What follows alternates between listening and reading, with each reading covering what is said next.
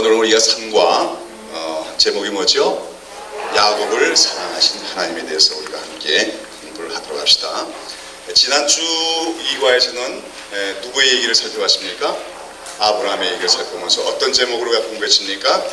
죄인을 의롭게 이끄시는 하나님이라는 제목으로 우리 믿음의 조상인 아브라함의 이야기를 살펴보았지요. 그래서 우리는 하나님께서 아브라함을 부르시되 어떠한 아브라함을 부르셨다고 하는 것을 우리가 살펴봤나요? 그는 갈대우르에서 어떻게 살고 계셨어요? 우상을 숭배하며 하나님을 알지 못하는 가운데 살아가던 한 사람이었습니다. 그리고 또 아주 탁월하고 뛰어난 어떤 재능이나 훌륭한 업적이 있는 사람도 아니고 지극히 평범한 보통 사람, 어쩌면 때로는 비겁하고 거짓말도 하는 그런 연약한 사람에 불과한 그 사람을 하나님 주권적으로 부르셔서 무엇으로 삼았어요? 믿음의 조상으로 삼으신 것에 대해서 살펴보았어요. 이처럼 하나님께서 이 아브라함을 부르시는 이야기를 통해서 인간의 구원은 오직 하나님의 은혜에 달려 있다고 하는 것과 그래서 구원의 역사는 사람에게서 시작되는 것이 아니라 누구로부터 시작됩니까? 오직 하나님으로부터 시작된다 하는 사실을 깨달을 수가 있었습니다. 그런데 지난주에 제가 시간이 부족해서 설명을 더 많이 하지 못하고 지나갔는데 잠시 설명했습니다만, 우리가 이 아브라함 이후의 성경 전체 역사를 이해하기 위해서는 우리가 이 언약이라고 하는 개념을 잘 이해해야 합니다. 언약. 지난주에 나오는 이야기 중에서 하나님이 창세기 15장 6절에서 아브라함에게 하늘의 별처럼 많은 자손들을 주시고 가나안 땅을 아브라함에게 후손들에게 기업으로 주시겠다 이렇게 약속하시자 아브라함이 그것을 믿었다 했지요. 아브라함이 이를 믿으니 이것을 그의 의로 여기시고 했어요. 그러면서 하나님은 이미 아브라함이 그 말씀을 믿었지만 그 아브라함에게 더 그 사실, 하나님이 약속하신 반드시 이루실 것을 나타내 보이시기 위해서 아브라함에게 어떤 일을 하도록 하게 하십니까? 그 3년 된 암염소와 3년 된 수양과 산비둘기, 집구들기를 새끼를 취해서 그것을 어떻게 합니까? 둘로 다 쪼개서 이렇게 둘로 갈라놓도록 합니다. 그래 놓고서 이제 거기에 기다리고 있는데 캄캄한 밤이 오는데 어떤 일이 났어요? 그 사이로 횃불이 지나가는 그런 광경을 보여주셨지요. 이것은 그 쪼개진 그 짐승 사이로 지나가는 횃불은 누구의 상징입니까? 여호와 하나님의 임재의 상징이죠. 하나님께서 그걸로 지나가신 것을 의미하고 있어요. 이처럼 지금 하나님께서 보여주신 그 광경, 그거 횃불이라고 하는 횃불 의식인데 이것을 뭐라고 얘기하는 겁니까? 이걸 언약 체결 의식이다. 지금 하나님께서 아브라함과 언약을 맺고 계신 것이라고 하는 거죠. 이 언약이라고 하는 말이 히브리어로는 뭐라 하겠습니까? 베리트라고 해서 베리트란 말은 둘로 쪼갠다 그런 말입니다. 둘로 쪼갠다는 자른다는 뜻이 있어요. 그런데 고대 중동인 사람들은 언약을 맺을 때 오늘 창세기 15장 나오는 그런 의식처럼 행했다는 겁니다. 그래서 짐승을 두 사람 사이에 또는 두 왕들 사이에 잡아놓고 어떡합니까? 그걸 둘로 쪼갭니다.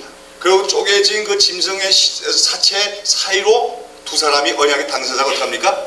지나가는 거예요. 그건 뭘 의미하는 거죠? 우리가 언약을 맺었는데 너나 내나 둘 중에 하나가 이 언약을 어기면 어떻게 된다? 여기 둘로 쪼개진 이 짐승처럼 너나 나나 다 죽을 줄 알라 하는 거죠. 그러니까 일반적인 조약이나 계약보다 훨씬 강한 의미가 있는 것이 언약이라고 하는 의미입니다. 즉 생명을 걸어놓고 맺는 맹세와 계약이 바로 언약이라고 할 수가 있다고 하는 것이죠. 자, 그런데 그 언약의 의식에서 아브라함과 맺은 언약에서 원칙적으로 하면 누가 지나가야 돼요? 아브라함과 하나님이 같이 지나가야 되는데 누구만 지나갔습니까? 하나님만 홀로 지나갔단 말이에요. 횃불만 지나가고 말았습니다. 그것은 뭐냐면 이 언약은 쌍방 언약이 아니라 무슨 언약이에요? 일방 언약임을 얘기하는 겁니다. 하나님께서 홀로 언약을 세우시고 그 언약에 나타난 약속을 반드시 지키겠다고 하는 그런 의미로서의 언약의 의식이었어요. 하나님께서 뭐라고 말씀하십니까? 내가 너로 큰 민족을 이루고 너에게 이 땅을 주겠다고 하는 약속을 내가 반드시 지키는데 만약에 나 여호와 하나님이 그 언약을 안 지키면 내가 어떻게 했다? 내가 죽겠다. 하나님이 죽을 수도 없는 분인데 그런 정도로 강하게 하나님이 그 언약 의식을 통해서 아브라함에게 말씀해 주신 겁니다. 그리고 어쩌면 이 횃불 의식 안에서 하나님이 자기 생명을 걸어놓고 언약하셨다는 것은 바로 이 횃불 언약 속에 이미 장차 예수 그리스도의 죽으실 죽음까지도 그 안에 내포하고 있다고 우리가 볼 수가 있는 것이죠. 자, 그래서 우리가 이 사건으로부터, 이 아브라함과 언약을 맺으신 사건으로부터 우리가 알게 되는 하나님은 뭡니까? 하나님은 어떤 분이냐? 하나님은 언약을 맺으시는 분이고, 그 다음에 그 언약을 반드시 지키시는 분이다. 생명을 걸어놓고 그 언약하신 것을 이루시는 분이다 하는 것을 우리는 깨닫게 됩니다. 그래서 이제 우리가 갖고 있는 이 성경책은 한마디로 언약의 책입니다. 그래서 그렇게 언약의 하나님께서 자기 백성들과 언약을 세우시고 그 언약을 이루어 나가심으로써 인간의 구원을 성취해 나가는 이야기가 바로 이 성경책의 이야기라고 할 수가 있는 것이죠. 그런데 우리가 성경에 여러 가지 언약이 많아요. 원래는 하나님께서 아담과 맺은 언약도 있죠. 그걸 창조 언약이라고 얘기합니다. 그렇죠? 나중에 노아가 맺은 보존의 언약도 있고요. 여러 가지 언약이 많죠. 나중에 모세의 시내산 언약이 있고 다윗의 언약 등이 있는데요. 그런데 그 언약들 중에서 우리가 기본적으로 이해될 언약이 바로 아브라함과 맺은 언약, 즉이라고 하는 것이죠. 여러분, 그 아브라함 언약이 나오는데 그 아브라함 언약의 내용에 대해서 그동안 이미 얘기했습니다만 하나님께서 아브라함과 일방적으로 언약을 맺으면서 아브라함에 약속하시는 내용이 세 가지가 있죠. 무엇입니까? 예? 뭐예요? 제일 먼저 가나안 땅을 기업으로 주겠다 하는 거예요. 가나안 땅을 기업으로 주마. 그 다음에 뭐지요? 너로 하여금 큰 민족을 이루게 하리라. 그 다음에 뭡니까? 예, 네 씨로 말미암아 천하 만민이 복을 얻게 되리라 하는 말씀입니다. 그렇죠? 처음에는 이제 그 12장에는 네가 복의 근원이 될지라 했는데 그것이 창세기 22장에 가면요, 22장 18절에 보면 바로 아브라함이 이삭을 하나님께 번제로 바치는 순종까지 했을 때 하나님 비로소 네가 나를 정말로 경외한 줄 비로소 알겠노라 하시고 다시금 언약의 말씀을 확증해 주시는 가운데 거기서는 특별히 네 씨로 말미암아 천하 만민이 복을 얻으리라고 약속하시는 것을 볼 수가 있습니다. 갈라디아서 보면 사도 바울은 이 아브라함의 그게 하신 약속의 말씀을 인용해서 거기서 그 네 씨를 복수로 처리하지 않고 단수로 썼어요. 그래서 그것을 가리켜서 사도 바울은 그것은 이스라엘 민족 전체를 가리킨 것이 아니고 특별히 뭡니까? 아브라함의 후손 오실 예수 그리스도 한 분을 얘기하는 것이다. 예수 그리스도로 말미암아 모든 민족이 받을 축복을 얘기하는 것이라 해서 그 아브라함 언약은 사실은 이스라엘 민족의 역사 속에서 성취되기도 하지만 그냥 궁극적인 성취는 누구 안에서 성취되는 것이다? 예수 그리스도 안에서 성취되는 것이라고 사도 바울은 설명하고 있습니다. 여러분, 오늘 우리는 아브라함 언약에 참여하고 있나고 안 하나요? 우리도 아브라함 언약에 참여한 자다. 그렇기 때문에 우리가 아브라함은 우리의 뭐라고 하는 거예요? 믿음의 조상이다. 아버지라고 부르는 겁니다. 유대인들은 우리 보고 이상하게 여기겠지. 그렇죠? 아니, 너희가 어떻게 아브라함이 너의 조상이야. 우리 조상이지. 그렇죠? 그러나 성경은 아브라함은 혈통적인 유대인의 조상이 아니고 실질적으로 뭡니까? 예수 그리스도 믿는 자들의 조상이라고 로마서에서 사도 바울은 얘기하고 있습니다. 그러니까 그 아브라함 언약이 바로 예수 그리스도 안에서 성취됐다는 거예요. 그 땅에 대한 언약은 어떻게 이루어지는 겁니까? 오늘 우리 그리스도 믿는 자들이 가나안 땅의 실체인 하나님 나라를 우리가 소유하게 되잖아요. 예수 믿을 때. 그러므로 성취가 되는 것이요. 큰 민족을 이루라. 됐습니까? 안 됐습니까? 오늘 세계 모든 민족 가운데 예수 그리스도 믿어 하나님 백성이 되는 사람들이 많은데 그것처럼 큰 민족이 어디 있어요? 그러니까 아브라함 언약 그렇게 성취되었고 무엇보다도 아브라함이 복의 근원이 되리라. 그 가운데 네 씨로 말미암아 모든 민족이 복을 받으리라 하는 그 약속은 누구를 통하여 성취되는 것입니까? 예수 그리스도를 통하여 성취가 되는 거죠. 오늘도 우리는 그 아브라함 언약이 성취되어진 가운데 아브라함의 언약의 축복에 동참하고 있는 사람들이다 하는 사실을 우리가 기억해야 될 줄로 믿습니다. 자, 아브라함 언약에 대해서 이 정도 이해하시고 그럼 오늘 그 다음에 나온 이야기를 우리가 살펴보겠는데요. 나중에 이제 그 출애굽기에 보면요, 출애굽기 3장에 보면 모세가 하나님을 처음으로 만났어요. 그렇죠? 광야에서, 호렙강에서. 그때 이제 모세가 자기 동족들에게 가라고 하는 하나님의 명령을 받고 내가 어떤 하나님을 만났다고 그들에게 얘기할까요? 그럴 때 그 하나님께서 뭐라고 하십니까? 나는 네 조상의 하나님이니. 누구의 하나님? 아브라함의 하나님, 이삭의 하나님, 야곱의 하나님이다. 이렇게 말씀하세요. 창세기 3장 6절에. 여기서 그 아브라함의 하나님, 이삭의 하나님, 야곱의 하나님이라고 하는 말은 무슨 말이에요? 그래서 앞서 얘기한 대로 하나님은 언약의 하나님이라는 뜻이에요. 근데 언약의 하나님이라는 뜻인데 거기서 누구와 먼저 언약을 세웠고 아브라함과 언약을 세웠고 그 언약을 누구에게로 계승하는 겁니까? 이삭에게로 계승하고 그 다음에 야곱으로 계승해서 그 언약을 보존하시는 하나님이다 하는 그런 말입니다. 그리고 아브라함, 이삭, 야곱을 통해서 계승되어진 그 언약을 끝끝내 이루시는 하나님이시다 하는 그런 의미입니다. 그래서 거기 보면 우리가 창세기 3장 14, 출애굽기 3장 14절에 보면 하나님은 나 이름은 뭐라고 합니까? 나는 스스로 있는 자라. 스스로 있다고 하는 말이 스스로 있는 자란 말이 히브리어로 가면 뭡니까? 야훼입니다. 우리가 보통 여호와라고 발음하는데 여호와는 발음이 좀 잘못된 것이고 정상적인 발음은 야훼인데 그 야훼란 뜻이 번역할 때 스스로 있는 자라고 번역했지만 본질적인 의미는 그것이 아니라 사실은 아브라함과 이삭과 야곱과 맺은 언약을 변함없이 이루시는 하나님이다. 언약을 이루시는 신실하신 분이다 하는 의미를 나타내는 그 하나님의 이름이 뭐예요? 바로 여호와라고 하는 이름이라고 하는 것이죠. 이와 같은 우리가 이제 성경을 쭉 보시면은 아브라함의 이야기 끝나고 그 다음에 이삭의 얘기, 그 다음에 누구의 이어집니까? 야곱의 이야기가 쭉 가면서 하나님께서 아브라함과 맺었던 그 언약을 누구와 다시 맺으십니까? 이삭과 맺고 그 다음에 야곱과 맺게 되는 것을 본다는 겁니다. 근데 그 과정에서 우리가 발견하는 게 있지요. 아브라함의 아들이 나중에 또 있지만 원래 몇 명이 있습니까? 둘이 있지요. 먼저 난 아들이 누굽니까? 이스마엘이 있어요. 그 다음에 난 아들이 이삭입니다. 그렇다면 육적인 면에서 본다면 누가 장남입니까? 이스마엘이죠. 그러면 하나님께서 그 아브라함과 맺은 언약을 누구하고 맺어야 될까요? 이스마엘과 맺어야 되는데 이스마엘은 하고 맺지 않으시고 누구하고는 맺습니까? 그 다음에 한참 있다가 나온 이삭하고만 하나님께서 언약을 맺는 것을 우리가 볼 수가 있습니다. 왜 그렇습니까? 여기서 이스마엘은 어떻게 낳은 아들입니까? 아브라함이 자기 육신의 능력으로 낳은 아들입니다. 육신의 능력으로. 아직까지 그때 아브라함은 뭐예요? 남성으로서 생식 기능이 있었어요. 그래가지고 어떤 방법을 쓰는 거죠? 사라는 이제 아기를 낳을 수가 없으니까 사라의 여종인 하가를 첩으로 맞이해서 거기서 아기를 낳게 되죠. 그 한마디로 아브라함이 자기의 능력으로, 육체의 능력으로 낳은 아들이 이스마엘이다. 그러나 하나님은 그 이스마엘이 하나님의 축복을 받게 되기를 바랍니다. 아브라함이 그렇게 얘기했더니 아니다. 반드시 너와 사라 사이에 내가 아들 주려고 얘기했죠. 그래서 어떻게 돼요?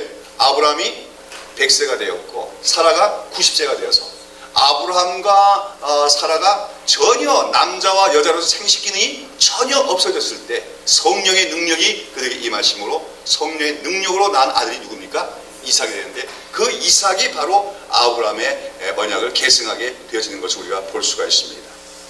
이 이야기는 우리에게 뭘 얘기하는 거예요? 인간의 육신의 능력으로는 하나님 나라에 들어갈 수가 없다는 걸 얘기하는 거죠. 하나님의 축복, 하나님 나라의 은혜, 하나님 나라의 기업은 다 누구만이 받을 수가 있다는 겁니까? 성령으로 난 자만이 그것을 받을 수가 있다고 얘기하는 것이죠. 갈라디아서 사도 바울은 이 사실을 논증하고 있는 거예요. 그래서 그 하갈과 사라를 비교하면서 종에게서 난 자들, 그들 유대인이다.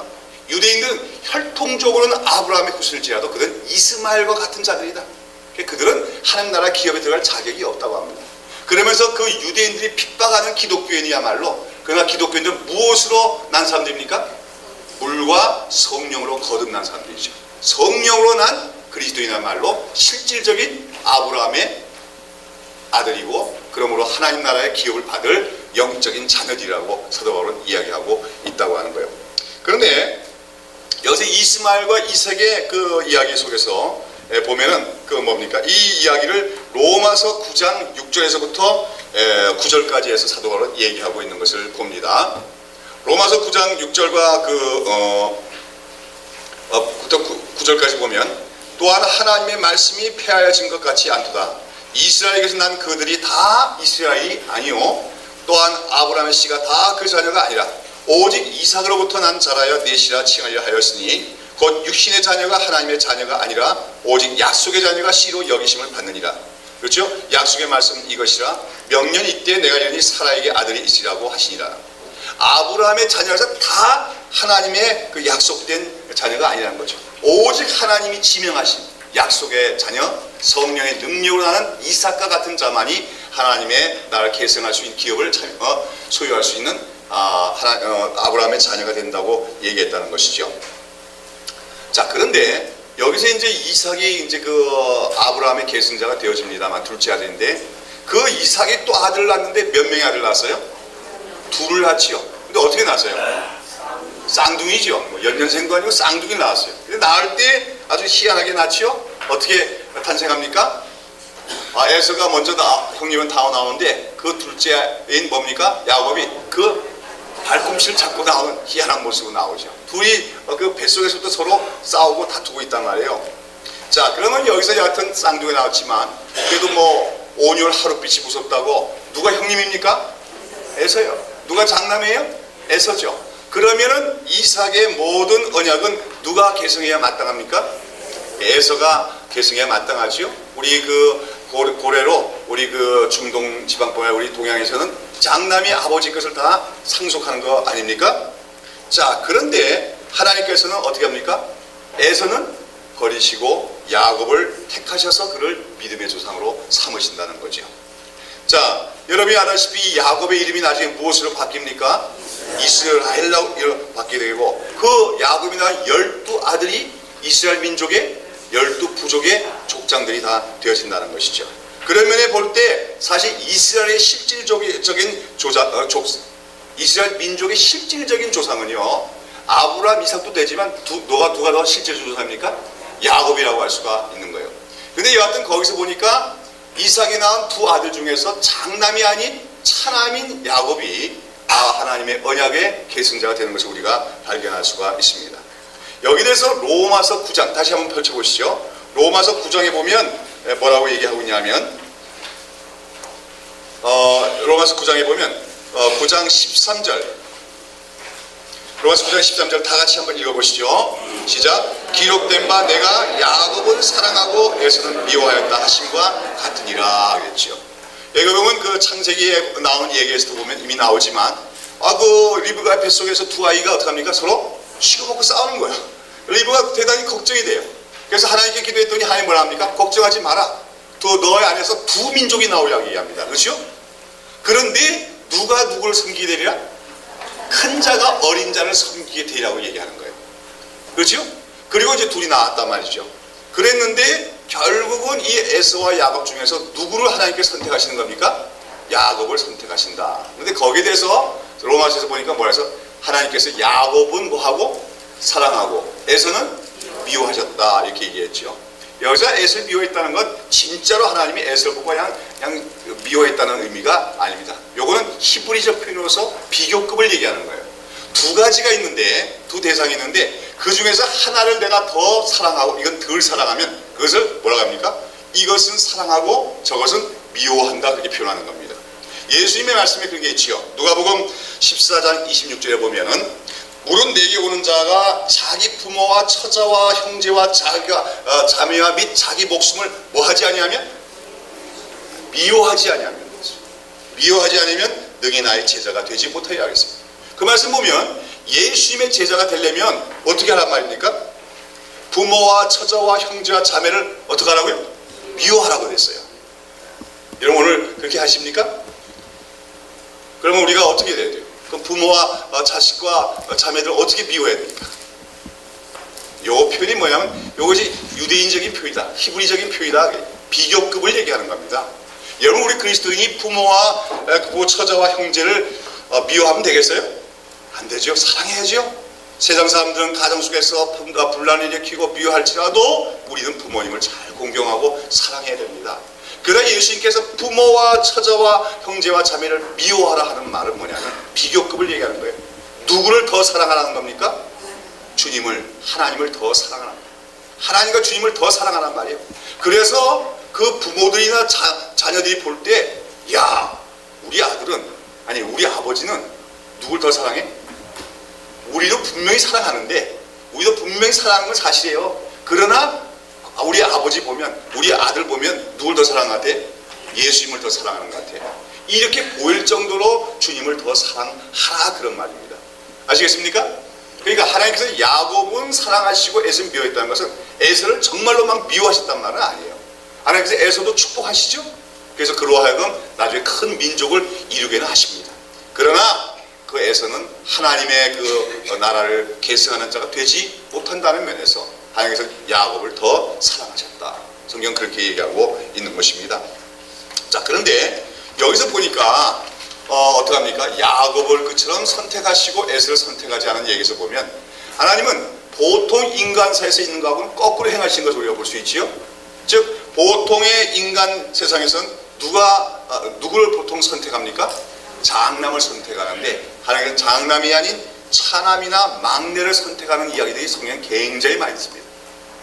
그리고 제일 먼저 나온 얘기가 언제 있지요? 창세기 4장에 보면 가인과 아벨의 얘기 나오죠. 누가 큰 형입니까? 가인입니다. 장남입니다. 아벨은 그 다음에 난 아들이에요. 그런데 하나님은 누구를 더 의로운 자로 선택하십니까? 아벨을 선택하시죠. 그래서 아벨을 경건한 자로 삼으시고 그의 제사를 받으신단 말입니다. 그러니까 사실 가인은 화가 났겠지요. 자기가 장남인데 장남에게는 하나님이 그 제사도 안 받았고 자기 아우인 그 아벨의 제사만 받으니까 여기서 시기심과 분노가 나서 아벨을 죽이게 되는 것일지도 모릅니다. 그 밖에도 이제 성경에 나오는 그런 예를 살펴보면 오늘 우리가 그 야곱의 얘기하지만 이 야곱이 12아들을 낳았는데 이 12아들 중에서 또다시 장자권을 계승하는 아들이 누굽니까? 요셉이에요? 유다예요. 유다. 나중에 이제 그 야곱의 말년에 그 예언하는 내용을 우리가 보면 나오는데 그 예언 속에서 누구에 대해서 가장 크게 예언하고 있습니까? 유다. 바로 유다의 가문에서 장차 왕이 오시리라. 실로가 오리라. 실로가 온다는 말은 메시아를 얘기하는 겁니다. 평화를 가져온 자가 나이라고. 바로 그 영적인 축복이 누구에게 계승될 걸 얘기하냐면 유다에게 계승될 것을 얘기해요. 유다는 몇째 아들인 줄 압니까? 12아들 중에서 네 번째 아들이에요. 여기 보면 장남이 아닌, 장남은 루벤인데 장남이 아닌 네 번째 아들이 하나님의 언약을 계승하는 것을 우리가 볼 수가 있다고 하는 거죠. 그리고 그 밖에도 이스라엘 역사를 쭉 보시면은 그 왕위가 계승된 데서도 장남은 계승하지 못하고 차남이나 다른 아들들이 계승하는 경우들을 굉장히 많이 볼 수가 있어요. 그 대표적인 사람이 누굽니까? 솔로몬이죠. 예, 다윗에게 아들들이 많았지만 장남, 둘째, 셋째 차례차례 다 죽어버립니다. 그렇죠? 그리고 누가 계승해요? 말째 아들인, 그렇죠? 가장 작은 아들인 그 솔로몬이 그 왕위를 계승하는 것을 우리가 볼 수가 있어요. 이처럼 장남, 그 인간적으로 볼 때는 분명하게 그 아버지의 모든 가문과 기업을 계승받을 수 있는 장남이 하나님의 언약을 계승하지 못하고 차남이 계승하는 이런 사실을 가리켜서 이것을 무슨 원리라고 합니까? 제가 여러 차례 얘기한 것이죠. 이걸 차자 우선의 원리라고 합니다.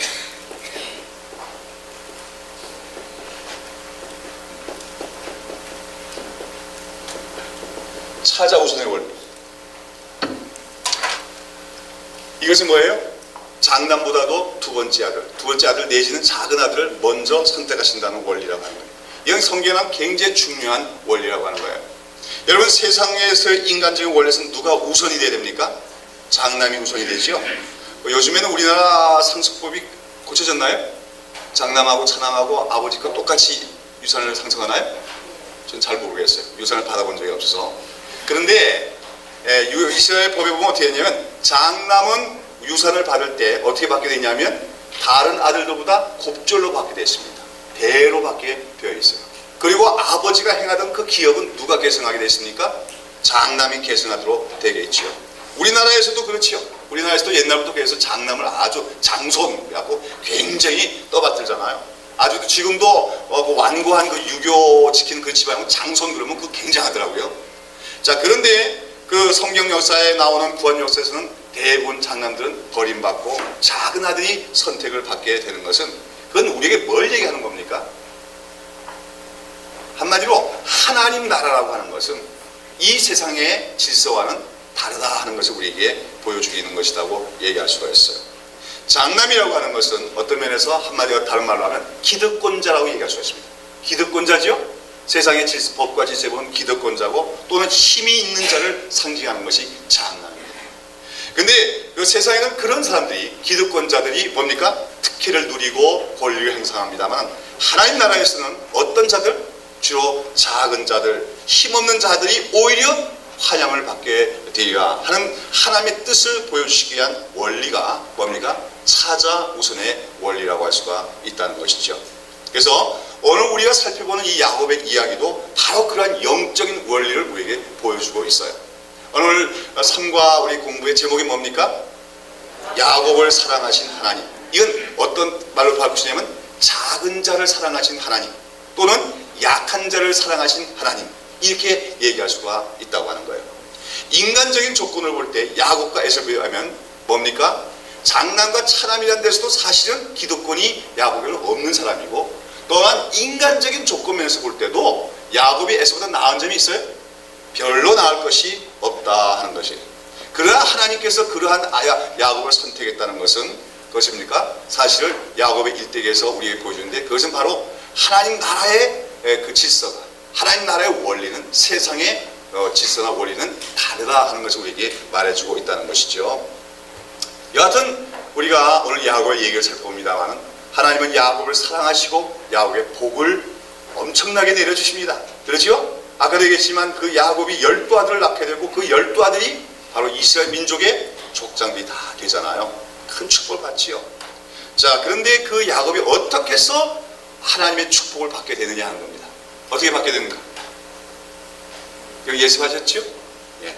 자, 우리는 흔히 생각하기를 하나님께 큰 축복을 받고 하나님 나라의 축복을 받으려면 어때야 될 것 같아요? 뭔가 다른 사람들보다 인격적으로 더 잘 갖춰지고 온전해야 되지 않겠느냐? 또 윤리적으로도 참 착하고 선행도 많이 해야 하나님의 복을 받게 될 것이다. 그렇게 생각할 때가 많지요? 아마 그런 설교도 많이 들으셨을 거예요. 그렇죠? 그렇게 윤리적으로 깨끗하게 살았더니 축복받았다고요.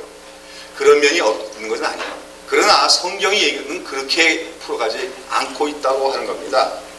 오늘 우리가 살펴보는 야곱의 얘기는 오히려 세상에서 약한 자 또는 약한 자를 들어 강한 자를 부끄럽게 하시고, 그리고 부족하고 연약할지라도 하나님의 은혜를 사모하는 자에게 하나님께서는 하나님 나라를 주신다는 사실을 우리에게 가르쳐주고 있다고 하는 것이죠.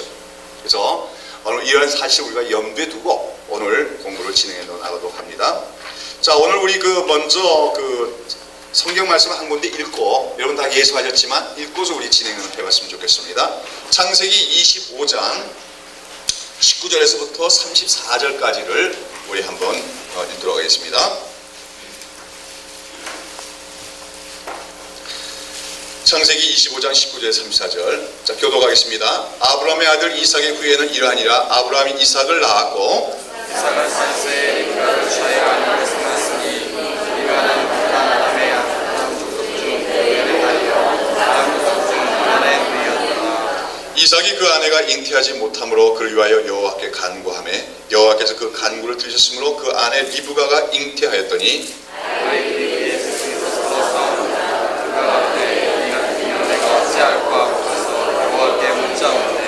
여호와께서 그에게 이르시되 두 국민이 네 태중에 있구나. 두 민족이 네 복중에서부터 나누이랴. 이 족속이 저 족속보다 강하겠고 큰 자는 어린 자를 섬기라 하셨더라. 먼저 나온 자는 붉고 전신이 가독 같아서 이름을 에서라 하였고,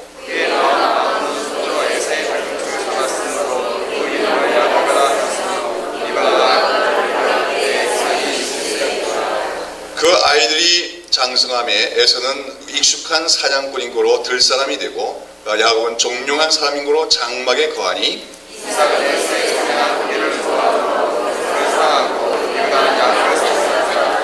야곱이 죽을 수 없더니 에서가 들에서부터 돌아와서 심히 곤비하여 내가 범이하니 그 붉은 것을 나로 먹게 하라. 농거의 새 별명은 에돔이라. 야곱이 가로되 형의 장자의 명분을 오늘날 내게 팔라. 에사가 내가 주태되었으니 이 장자의 명분이 내게 무엇이 유익하리요. 야곱이 가로되 오늘 내게 맹세하라. 에서가 맹세하고 장자의 명분을 야곱에게 판지라. 야곱이 떡과 마침을 에서에게 주니 에서가 먹을 마시고 일어나서 오늘 우리가 살펴봤는데 이제 이삭에게서 두 아들이 낳지요. 에서와 야곱이 낳는데 이 이야기 보면은 아버지 이삭, 아브라함 언약의 계승자인 이삭은 지금 누구를 자기의 후계자로 지금 생각하고 있습니까? 에서를 자기의 후계자로 생각하고 있어요. 그래서 에서를 더 사랑했다고 했지요. 여기 이삭이 왜 에서를 더 사랑했을까요? 예, 남자다우니까. 에서는 아마 어려서부터 아마 골목대장도 노릇도 하고 또 그다음 좀 커서는 뭡니까? 사냥도 아주 잘합니다. 사냥 잘하려면 힘도 좋아야 되잖아요. 그렇죠? 날려야 되고 용맹서야 되고. 그렇기 때문에 아마 그런 남성다움을 보고 이삭이 그 에서를 더 사랑하지 않았겠는가 생각이 되고 또 그것이 어느 정도 이해가 됩니다. 왜냐하면 우리 아버지들의 입장에서는요, 보통 아들을 사랑할 때 아들이 나를 닮았기 때문에 아들을 참 사랑할 수도 있지만 때로는 그 아들에게 뭘 기대할 때가 있어요? 내게는 없는, 내가 약점으로 있는 부분이 보강되어진 그런 측면이 아들에게 있기를 바라고 그런 것이 갖춰질 때 그 아들을 더 사랑할 수가 있다고 하는 거예요. 여러분, 이삭은 어떤 사람이었습니까? 좋게 생각하면 온유한 사람이지만 어떻게 보면 좀 우유부단한 사람이죠. 연약한 사람이에요. 그래서 그 이삭은 주변 사람들로부터 공격을 당할 때마다 어떻게 합니까? 자기가 피합니다. 싸움을 피하지요. 물론 하나님이 축복해 주시기도 했지만 아마 거기 속에서 이삭은 조금 피해의식이 좀 있었던지 몰라요. 그러니까 아들을 낳았을 때 이삭은 어떤 아들을 좀 기대했을까요?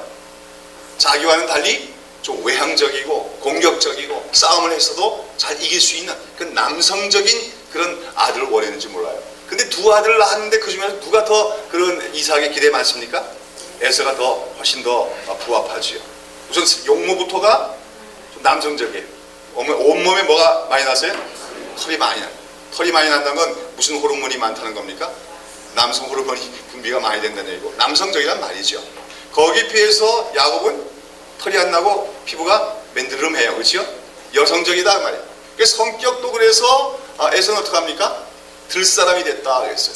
그러니까 어릴 때부터 어떻게 했습니까? 이 녀석은 뭐 시간만 하면 밖에 나가 놀아요. 그러다가 이웃 애들 속에서 무슨 노릇하고요? 골목대장 노릇하고. 그러고 나가서 싸움만 하면 꼭 어떻게 합니까? 이기고 돌아옵니다. 커피 터뜨리고 들어와요. 그럴 때마다 이삭은 어떻게 했어요? 야, 이놈이 크면 장차 뭔가 큰 거 하나 하겠다. 이렇게 에서에 대해서 기대하는 마음이 많았다고 하는 것이죠. 자, 거기다가 또 어떡합니까? 이 이삭이 점차 나이가 들더니 뭘 시작합니까? 사냥을 시작하다니. 또 어떻게 해요? 사냥을 해갖고 짐승을 잡으면 그걸로 반드시 별미를 만들어가지고 아버지에게 대접을 해요. 효도도 잘하네요. 이러니 이삭이 에서를 더 사랑할 수밖에 없다고 하는 거죠. 자, 그러나 중요한 것은 여기서 이삭이 에서를 더 사랑한 것은 인간적인 관점입니까? 신앙적인 관점입니까? 이것은 인간적인 관점에서만 보았다 그 말입니다. 왜요? 아까 우리가 이건 본문에 보면 리브가가 아기를 잉태했을 때 둘이 뱃속에서 어떻게 합니까? 서로 싸우죠. 그때 하나님이 분명히 누가 더 큰 자가 되라고 얘기했습니까? 어린 자가 더 큰 자가 되라. 맞으면 어린 자가 차남이 하나님의 그 축복을 받게 되라고 하나님 이미 예언적으로 말씀하셨다는 거예요. 그러면 이삭은 어떻게 됩니까? 비록 에서가 자기 마음에 들더라도 내 하나님으로 받은 언약적 축복은 누가 계승해야 된다? 야곱이 하나님 말씀대로 계승해야 된다고 하는 그런 관점으로 자녀들 양육했어야 된다고 하는 거죠. 그러나 이삭은 그러지 못했어요. 자기 인간적인 생각만 가지고 에서를 더 사랑했고 나중에 그 에서에게 무슨 축복을 해주려고 합니까? 장자의 축복을 해주려고 하는 것이죠. 반면에 그 어머니인 리브가는 뭘 기억한 겁니까? 하나님께서 말씀하신 걸 기억하는 겁니다. 큰 자가 어린 자를 더 섬기게 되라. 아마 야곱은 뭐 또 장막에 거하는 자니까 또 어머니 일을 잘 도와주든지도 몰라요. 그런 면이 어머니 마음에도 들었겠지요. 그러나 어떤 면에서 리브가는 신앙적인 관점에서 그 야곱을 더 사랑했더라. 그러나 이거 참 볼품없는 일이 벌어진 겁니다. 믿음의 가정에서. 그렇죠? 아버지 패, 그렇죠? 엄마 패 갈라져서 서로 이렇게 다투는 그런 현상이 나타나게 되어진 거죠. 자, 그 결국은 나중에 어떻게 되는 거예요? 이 야곱과 에서 간에 갈등이 생기고 나중에 야곱이 속임수로 장자 축복을 받고 이것 때문에 에서가 분노해서 동생을 죽이려 하고 동생은 거기서 도망을 치고 이런 불행한 일이 일어난 데 대한 책임은 누구에게도 있다는 것을 기억해야 됩니까? 여러분 아버지 이삭에게도 그 책임이 있다 하는 것을 우리가 기억해야 됩니다. 야곱만의 잘못이 아닙니다. 그 이삭은 한마디로 하나님의 관점에서 자식을 본 것이 아니라 세상적인 관점에서 자식을 편애한 것이죠. 여러분 오늘 우리 가정에서 이런 일들이 없는가 우리가 한번 살펴봐야 될 줄로 압니다. 혹시 여러분 우리 자녀들이 있는데 공부를 좀 못해도 하나님을 믿는 신앙은 있어야 된단 말이에요. 네? 그렇게 우리가 자녀를 키워야지. 반면에 어떤 아들이 있는데 교회는 보통 관심이 없어요. 교회는 관심도 없고, 그래서 그래갖고 주일날에도 어디 갑니까? 도서관에 가서 공부해요. 그랬더니 서울대학교에 합격했고요. 또 그 다음에 고시도 합격했어요. 그렇게 하면 그 아들 보고 기뻐합니까? 안 합니까? 기쁘죠? 그럴지라도, 그렇죠? 주일날 교회 안 가고 도서관 가고 그래서라도 서울대 붙고 고시 붙으면 기뻐하는 우리 기독교인 가정들이 있을 수가 있다 그 말입니다. 그러면 됩니까? 안 됩니까? 그러면 안 돼요. 근데 다른 아들은 하나 있는데 이놈은 그저 교회가 좋다고 맨날 교회만 쫓아다녀요. 그러니까 공부는 맨날 중간 이하고. 그럼 어느 아들을 더 사랑하겠습니까?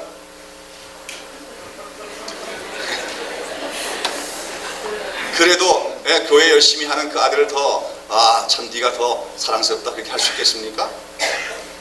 여러분, 우리가 만약에 아까 얘기한 것처럼 교회는 관심도 없고 주일날 도서관 가고 그래서 좋은 학교 가고 좋은 직장 가고 그런 아들 그거 좋아하다가는 이삭이 에서의 별미 좋아하다가 자기도 나중에 실수하고 에서도 망쳐놓은 거예요. 그 에서는 하나님의 말씀으로 양육받을 기회를 다 놓치고 만 거예요.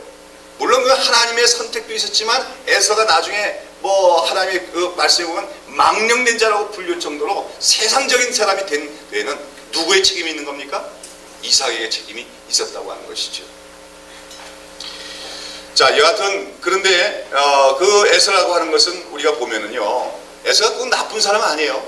우리 어떤 부분에서는 아버지에게 별미를 해 드릴 만큼 효성도 있는 그런 아들입니다. 그러나 그는 한마디로 뭐에 대해서는 관심이 없는 사람이에요? 하나님께 대해서는 전혀 관심이 없어요. 하나님께 대해서는 전혀 관심이 없고 무엇으로만 관심 있는 사람입니까? 세상적으로만 관심 있고 세상적으로 잘 나가는 아들이었다 그래요. 그래서 아내를 구할 때도 뭡니까? 자기가 나가서 부모들이 중매서지도 않는데 자기가 나가서 가나안 쪽 속중에서 예쁜 여자 데려다가 결혼할 정도로 유능한 사람이에요. 알겠습니까? 우리 집안 기독교 집안에서 말이요, 어떤 아들이 있는데 교회는 안 가. 그래도 공부 잘해. 직장 좋은 데 다니더니 어느 날 또 가더니 미스코리아 뺨치다 아내까지 딱 데려오고 말이야.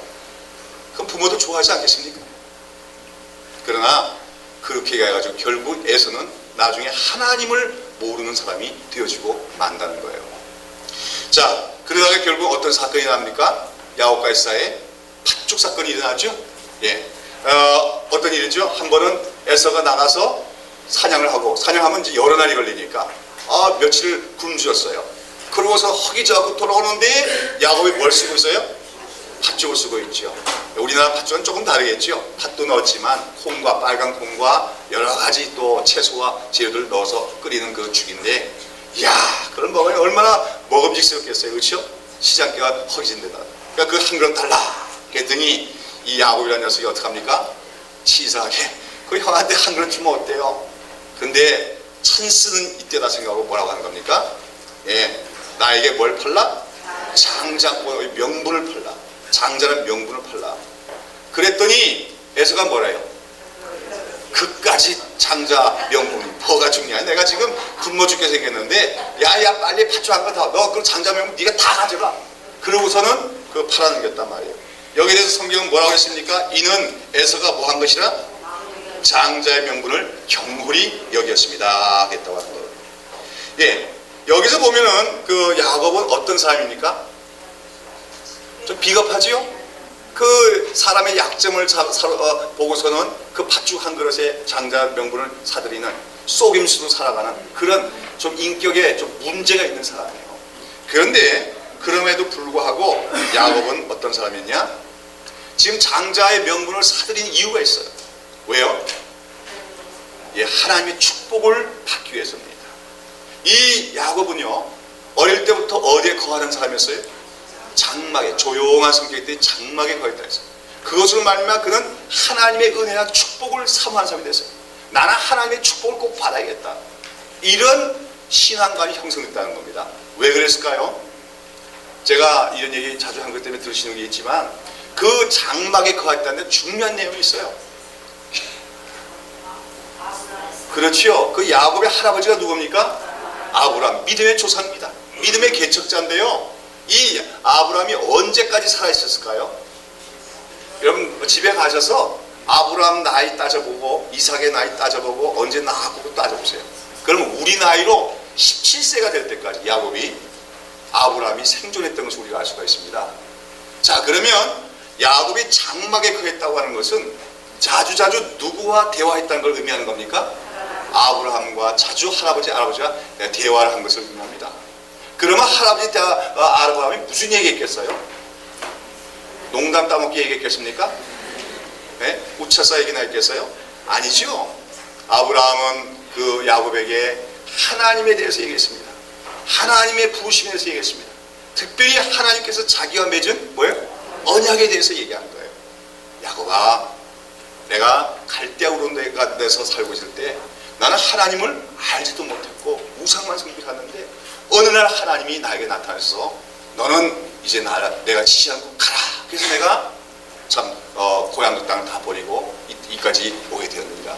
근데 하나님께서는 나에게 참 아들 하나도 없는 나에게 어떤 약속을 하냐면 이 땅을 장차 너에게 주겠고 뭡니까? 큰 민족을 하겠다는 약속을 주셨어요. 그러나 무엇보다도 중요한 것은 이제 나의 낳는 후손들 중에서 복의 근원이 되는 뭡니까? 후손이 오게 될 것이고 그 후손을 말미암아 세계 모든 민족이 하나님의 축복을 받고 구원을 받는 역사가 일어나게 약속하셨단다. 야곱은요, 그 구체적인 내용이 다 뭔지는 진지하게 이해하지 못한다 할지라도 여하튼 할아버지만 만나면 할아버지는 뭐 얘기합니까? 그 언약에 대해서 얘기합니다. 하나님의 언약. 그러면서 그 언약을 이제 나에게 맺은 언약을 누구에게 하나님이 계승하셨다? 이삭에게 계승했는데 이제 에서나 야곱 너희 둘 중에 하나가 그 언약을 계승해야 된다. 아마 이렇게 얘기했을 거예요. 그렇죠? 주일학교 교육을 가르쳤다고 얘기해요. 아브라함이. 그러니까 야곱이 요즘 말로 하면은 어릴 때부터 동네에서 나가 놀기보다는 어디 자주 오나야 됩니까? 교회에 와서 선생님 말씀 듣고 주일학교 열심히 들으면서 말씀을 듣고 자란 아이입니다. 여기서 야곱의 마음속에 뭐가 생겨난 겁니까? 믿음이 생겨나는 거예요. 아, 하나님이 계시구나. 그렇죠? 전능자 하나님이 계시고 우리 할아버지와 우리 아버지 우리 가문을 하나님께서 선택하시고 불러주셨구나. 근데 우리에게 큰 축복을 주실 것인데 근데 문제가 있단 말이에요. 인간적인 서열로 말하면 그 하나님의 축복은 그럼 누가 이제 계승할 것 같습니까? 자기가 아닌 형인 에서가 계승할 것 같잖아요. 그게 걱정이 되는 거예요. 그럼 나는 차남인데 그러한 것을 나는 계승할 수가 없는가? 이런 염려와 걱정이 있었다는 거죠. 그러나 하여간 야곱은 어린 날로부터 장막에 거했다. 장막에 거했단 말은 요즘 표현하면 말씀을 듣고 자랐다는 거예요. 말씀 속에서 그에게 신앙이 생긴 겁니다. 아직까지 그의 인격은 태생자부터 형의 발꿈치를 잡고 나올 정도로 남의 약점이나 위험에 있는 그런 거짓말쟁이 속에는 특성이 있지만 그의 속에는 기본적인 씨앗과 같은 믿음이 심겨졌어요. 그것은 바로 하나님 나라를 사모하는 마음이었습니다. 하나님의 축복과 은혜를 받기로 원하는 그런 간절히 사모하는 그런 심령을 그는 가졌다고 하는 것이죠. 여러분, 그래서 이제 마침내 찬스가 온 거죠. 그렇죠? 찬스가 와가지고 그 형 에서에게 파축한 것에 그 장자의 명분을 사드리는 것입니다. 여러분, 여기서 하나님께서 야곱을 언약의 조상을 선택한 것은 물론 그것은 하나님의 주권적인 선택이에요. 이미 그들이 태어나기도 전에, 그렇죠? 그리고 뱃속에 있을 때 그들이 뭐 잘한 것도 없고 못한 것도 없을 때 하나님이 이미 야곱을 선택하셨습니다. 그러나 우리가 이 야곱과 에서 사이에 있는 이야기를 잘 살펴보면 물론 하나님의 주권적 선택도 중요하지만 하나님 나라를 이어받을 수 있는 사람은 어떠한 사람이냐? 하나님 나라를 이어받는 사람의 자격을 우리가 여기서 발견할 수 있지요. 야곱은 인격적으로 문제가 있어요. 그러나 그는 하나님 나라를 사모하며 하나님의 축복을 사모하는 자였다. 반면에 에서는 어땠습니까? 그런 영적인 일들에 대해서는 도무지 관심이 없는 사람입니다. 그러면서도 세상적으로 어떻게 합니까? 아주 잘 나가는 사람입니다. 그런데 성경에서는 이러한 에서를 가리켜 어떠한 자라고 얘기하고 있습니까? 히브리서 12장 16절과 17절에 보면 그런 망령된 자라고 얘기하습니다. 망령된 자. 그렇죠? 히브리서 12장 16절에 보시면 너희들 가운데 혹 한 그릇 식물을 위하여 장자의 명분을 판 에서와 같이 망령된 자가 있을까 두려워하라 했습니다. 이 망령된 자란 말이 무슨 뜻입니까? 이것이 헬라어로 본 베벨로스, 영어로 프로페인으로 되어 있는데, 이건 말하자면 세상 하나님에 대해서 관심이 없는 걸 얘기하는 거예요. 영적인 에 대해서 도무지 관심이 없고 오로지 세상 것에만 관심이 있는 세속적인 사람을 얘기하는 겁니다. 그런데 히브리서 기자는 너희들 가운데에 그런 자가 있다는 것은 교회는 나오지만 그 가치관과 생각은 오로지 무엇에 중심을 둔 사람이 있어요?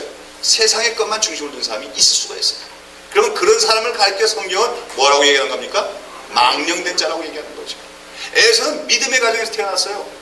그러나 그는 하나님께 대해서도 관심이 없고 하나님의 언약의 축복에 대해서는 더더구나 관심이 없어요. 오로지 세상적으로만 어떻게 하면 내가 건강할까? 어떻게 하면 내가 출세할까? 여기에 대한 관심 있는 망령된 자였다는 것입니다. 여러분, 한마디로 이 에서처럼 망령된 자, 즉 하나님의 은혜를 사모하지 않는 자는요, 하나님의 나라의 백성이 될 자격이 없는 것입니다.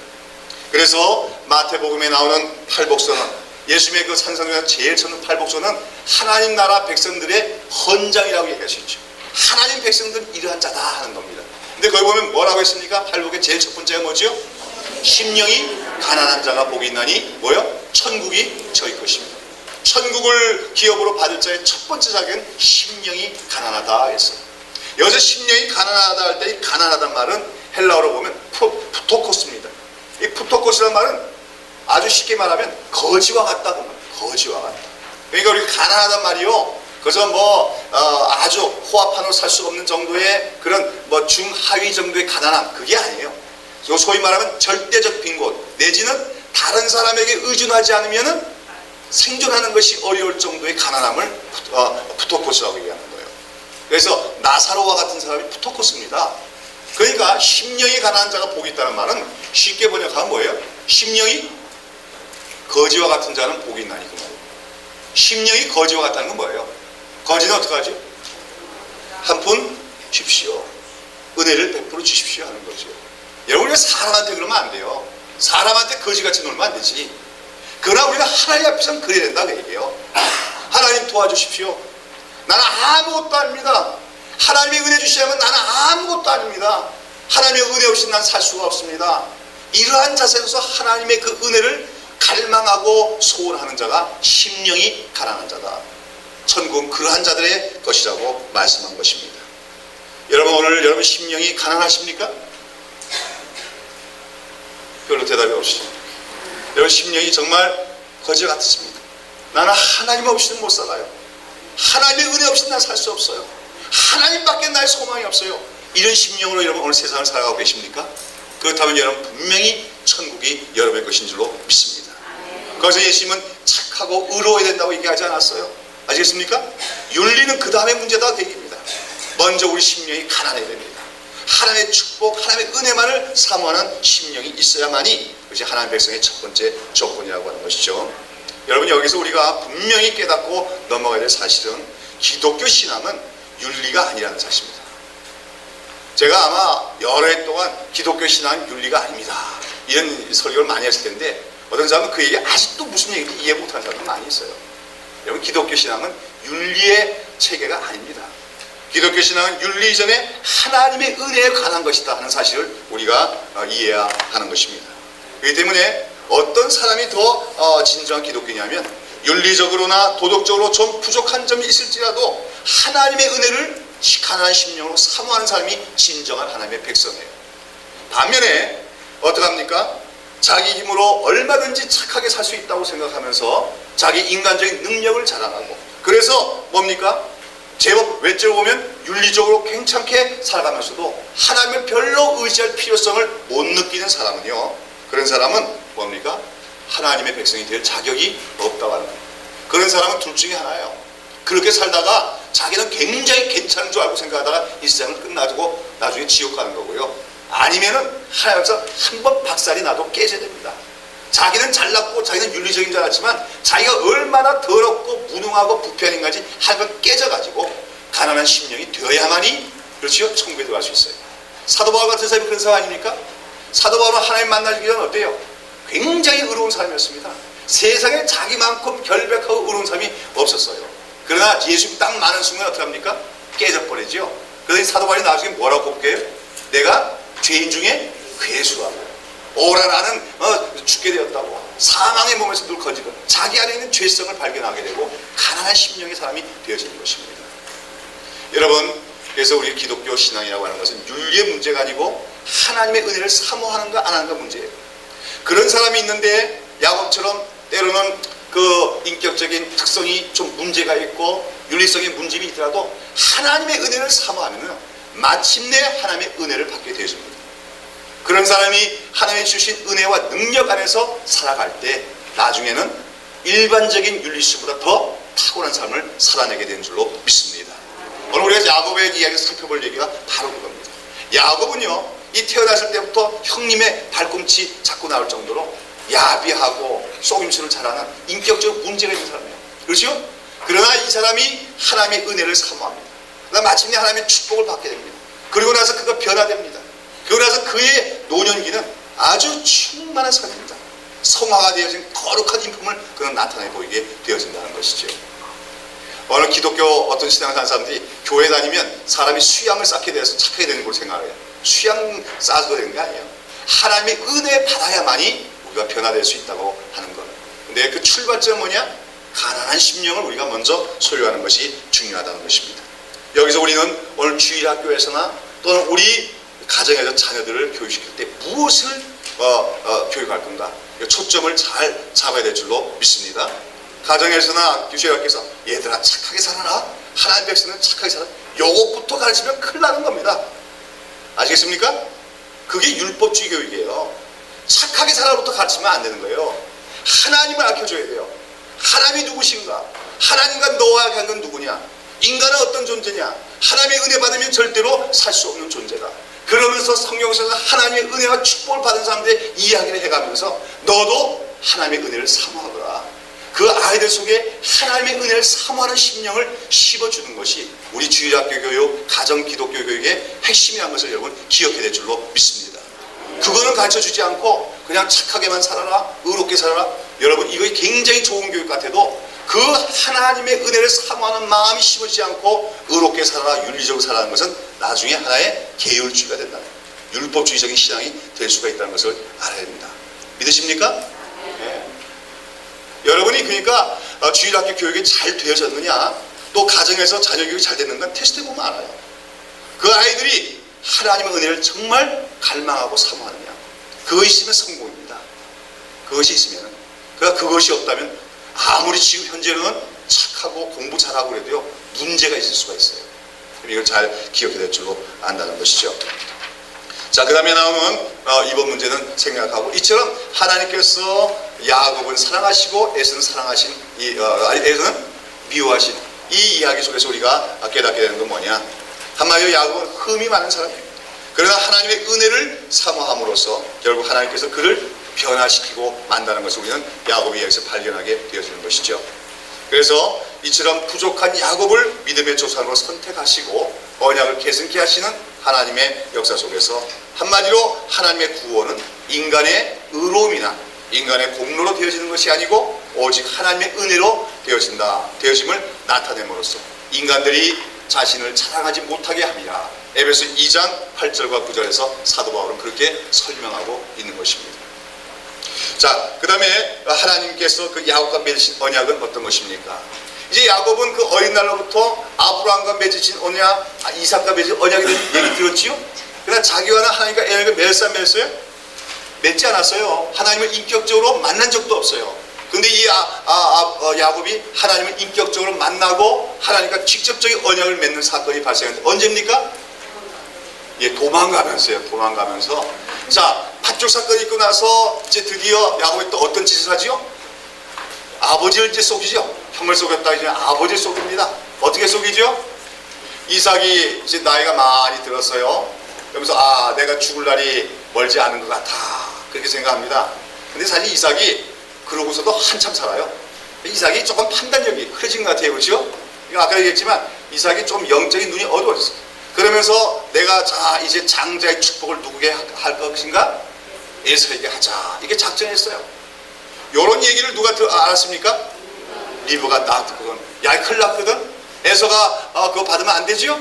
자기가 사랑하는 야곱이 장자 축복을 받아야 했거든요. 그래갖고 드디어 모자간에 공모를 하는 거죠. 어떤 공모를 하죠? 야곱은 어떤 사람이에요? 맨들맨들한 사람이란 말이죠. 털 사람이 아니란 말이죠. 그래갖고 염소를 잡아서 염소의 가죽으로 그죠? 그 옷 대신에 입히고, 그다음에 또 어떡합니까? 그 에서의 옷을 입혀서 에서 냄새가 나게 하는 거죠. 이런 털 있는 사람들 좀 냄새가 나잖아, 채취가. 그걸 채취가 나게 하고. 그리고 나서는 평소에 에서가 그 아버지께 해다 준 별미와 똑같은 별미를 만들어서 야곱에게 갖고 들어가게 합니다. 그래가지고 야곱이 내가 에서입니다. 이삭이 눈이 잘 안 보여요. 그러니까 말소리는 들어보니까 누구 소리 같은데? 야곱 같은데 만져보니까 털이 많고 또 별미도 갖고 왔고 에서 냄새 나니까 쏘가 넘어가는 거예요. 여기서 이제 보면 이삭이 야곱에게만 인간을 쏟는 게 아니라 자기 자신에도 쏟고 있는 거예요. 지금 영적으로 분별력이 없다 하는 것을 얘기해 주는 거예요. 그래가지고 이제 야곱에게 장자의 축복을 다 하죠. 마지막 한마디로 하나님이 아브라함에 축복하신 그 축복을 이어받는 자가 되리라고 하는 그 축복을 내리는 겁니다. 그렇지요? 야곱은 여기서 축복을 다 받고 나왔어요. 그러고 나서 누가 돌아왔습니까? 에서가 돌아왔어요. 뭐하러 나갔댔어요? 자기에게 그 장자의 축복을 해주실 것이다 하니까 아버지에게 그냥 한껏 좋은 별미 대접하고 축복 많이 받으려고 갖고 왔는데, 떡 들어가서 아버지 저 에서입니다, 축복해 주세요 그랬더니 아버지가 뭐랍니까? 네가 누구냐? 에서가 조금 전에 들어오지 않았느냐? 내가 그에게 이미 다 축복했는데. 에서가 여기서 알았어요. 여기서 막 그냥 통곡을 하는 거죠.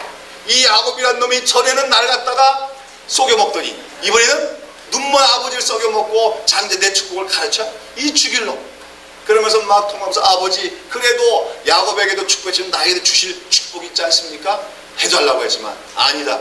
그 당시는 바로 족장들의 입에서 나오는 말은 곧 하나님의 권위를 갖고 하는 거죠.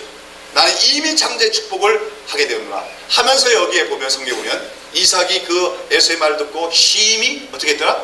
떨었더라고 되어 있습니다. 왜 이삭이 떠는 겁니까? 막 몸을 부들부들 떠는 거예요? 왜 에서가 이렇게 부들부들 떨까요? 야곱에게 쏘는 게 분해서 치를 떠는 겁니까? 아니에요. 여기서 이삭은 드디어 정신이 차려진 거예요. 자기가 그동안 한 분별력이 없었던 걸 깨달은 거죠. 자기는 그렇게도 에서를 사랑했어요. 인간적인 관점에서는 사랑해왔고 그 에서에게 장자의 축복을 주려고 했는데 그것이 하나님의 뜻이 아님이 나타난 겁니다. 그래가지고 자기 마누라와 아들이 자기를 그렇게 속여먹고 그래서 장자의 축복을 받아갔지만 그것이 결국 누구의 뜻이라는 것을 알았어요? 하나님의 뜻임을 알고 하나님의 뜻은 반드시 성취될 수밖에 없다는 그 엄연한 사실 앞에서 두려워하며 떨게 되어지는 것이죠. 여기서 우리는 이삭이 참 안타깝게도 나이가 들고 육신의 눈이 멀어가면서 영적으로도 영안이 흐렸던 사실을 우리가 발견할 수가 있습니다. 우리가 이제 아브라함, 이삭, 야곱을 비교해보면 아브라함은 말할 것 없이 그 믿음의 정상에까지 올라가던 사람이죠. 그랬던 이유는 아브라함은 개척자의 삶을 사는 사람이죠. 한마디로 수많은 어려움을 경험하면서 그 개척자의 삶을 살았던 사람이에요. 그런 과정이 연단되죠. 또 나중에 야곱은 아주 파란만장한 삶을 살아가게 됩니다. 그런 과정을 통해서 아브라함과 야곱은 다 뭐 될 수 있는 기회가 있었어요? 연단받을 수 있는 기회가 있었던 거예요.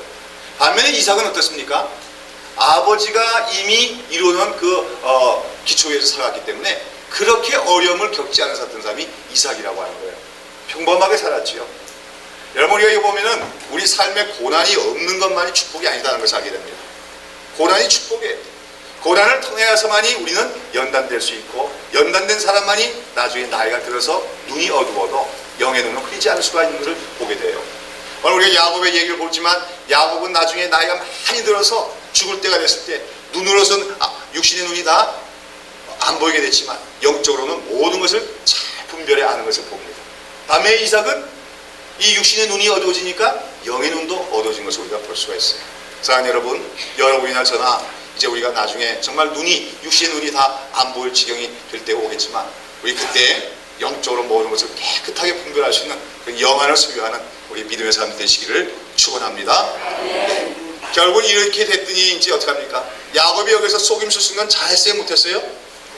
잘못한 일이에요. 사실은요, 여기서 야곱이 속임수를 안 썼더라면 어떻게 됐을까요? 그러면 장자 축복이 에서에게 갔을까요? 안 갔을까요? 안 가고 하나님이 개입하셔서 뭔가, 그죠?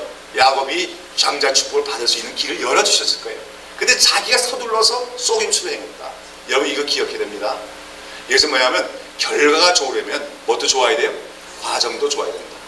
우리가 아무리 하나님의 일이고 하나님의 영광을 위한 일이고 하나님의 목적을 둔 그 사업일지라도 거기서 인간적인 방법 이런 걸 사용하면 뭐가 남게 돼요? 후유증이 남게 됩니다. 만약에 야곱이 여기서 그저 속임수 안 쓰고 때를 기다렸으면 하나님께서 주권적으로 장자 축복받게 해주시고 그런 가정에 불행한 일이 발생하지 않아도 됩니다. 그러나 여기서 야곱이 속임수 썼기 때문에 장자 축복 받았지만 그러나 거기서 야곱은 도피의 생활, 도망을 하게 되죠. 에서가 죽이려고 하니까. 그때 리브가가 뭐라고 합니까? 아들아, 잠시만 네 형의 그 분노를 피해서 내 오빠가 있는 밧담 아람으로 가라. 하란 땅에 리브가의 원래 친정집이 있죠. 그러니까 야곱이 뭐예요? 외가 쪽인데 거기 가서 얼마만 있다, 며칠만 있다고 오느라 그렇게 하고 보냅니다. 그러나 며칠만 있으러 간 게 몇 년이 가게 돼요? 15년을 지내게 돼요. 그걸로 말미암아 마침내 자기가 돌아와 보니 나중에 어머니 리브가는 세상을 떠나고 없는 거예요. 그런 불행한 일을 야곱은 겪게 되는 거예요. 그래서 우리가 하는 것은 우리가 아무리 하나님의 은혜를 사모하는 일이고 하나님과 관계된 일일지라도 우리가 인간적인 방법 사용하면 반드시 거기에는 후유증이 남는다는 것을 우리가 기억해야 된다는 것이죠. 자, 그래서 이제 야곱은 도망갑니다. 에서가 지금이라도 그 사냥자라는 에서가 말 타고 달려오면 어떻게 되겠어요? 추격당하면 자기는 뭐 죽고 마는 것이요. 에서가 얼마나 지금 화가 난지 몰라요. 그래서 도망가는 겁니다. 막 그냥 뒤도 안 돌아오고 내빼는데 달리다가 어느 곳에 도착했습니까? 루스라고 하는 게 또 전에 밤이 어두워서 더 이상 갈 수가 없지요. 그래서 그 벌판에서 어떻게 해요? 잠을 청하는 거예요. 어떻게 합니까? 큰 돌이 하나 있어 그것을 베개로 삼고 자는데 꿈을 꾸게 된 겁니다. 꿈속에 뭘 봅니까?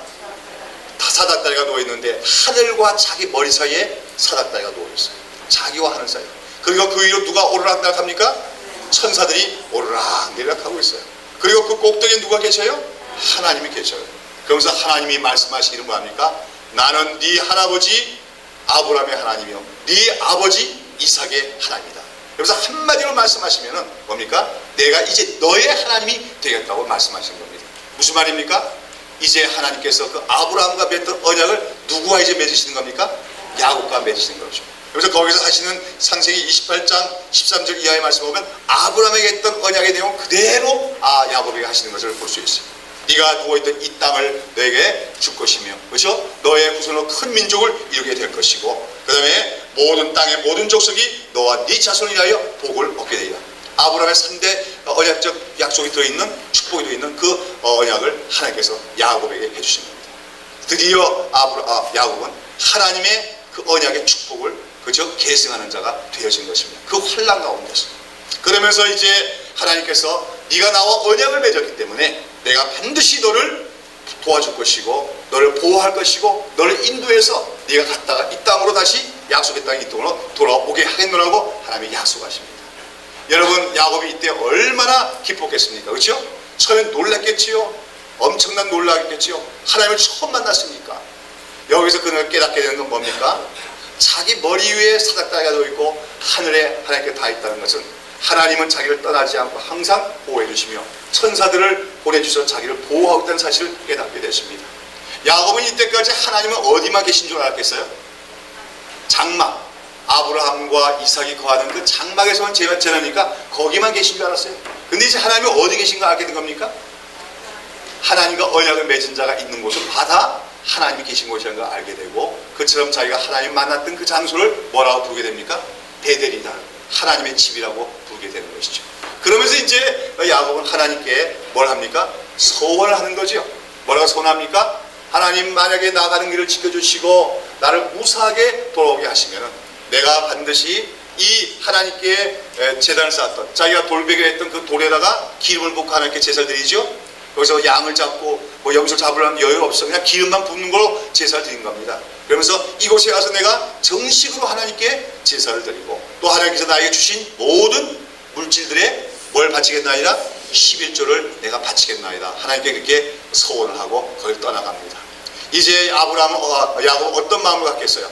나는 외롭지 않다. 그렇죠? 나의 할아버지, 나의 아버지 하나님이 나와 함께 하신다. 그리고 또 그 할아버지와 맺었던 그 아브라함 언약을 내가 계승했다. 이런 든든한 믿음을 이제 갖고 이제 그 밧담 아람으로 가게 됩니다. 그리고 우여곡절 끝에 누구의 집에 도착하지요? 외삼촌 라반의 집에 도착하게 되죠. 도착하고 나서 야곱은 어떻게 합니까?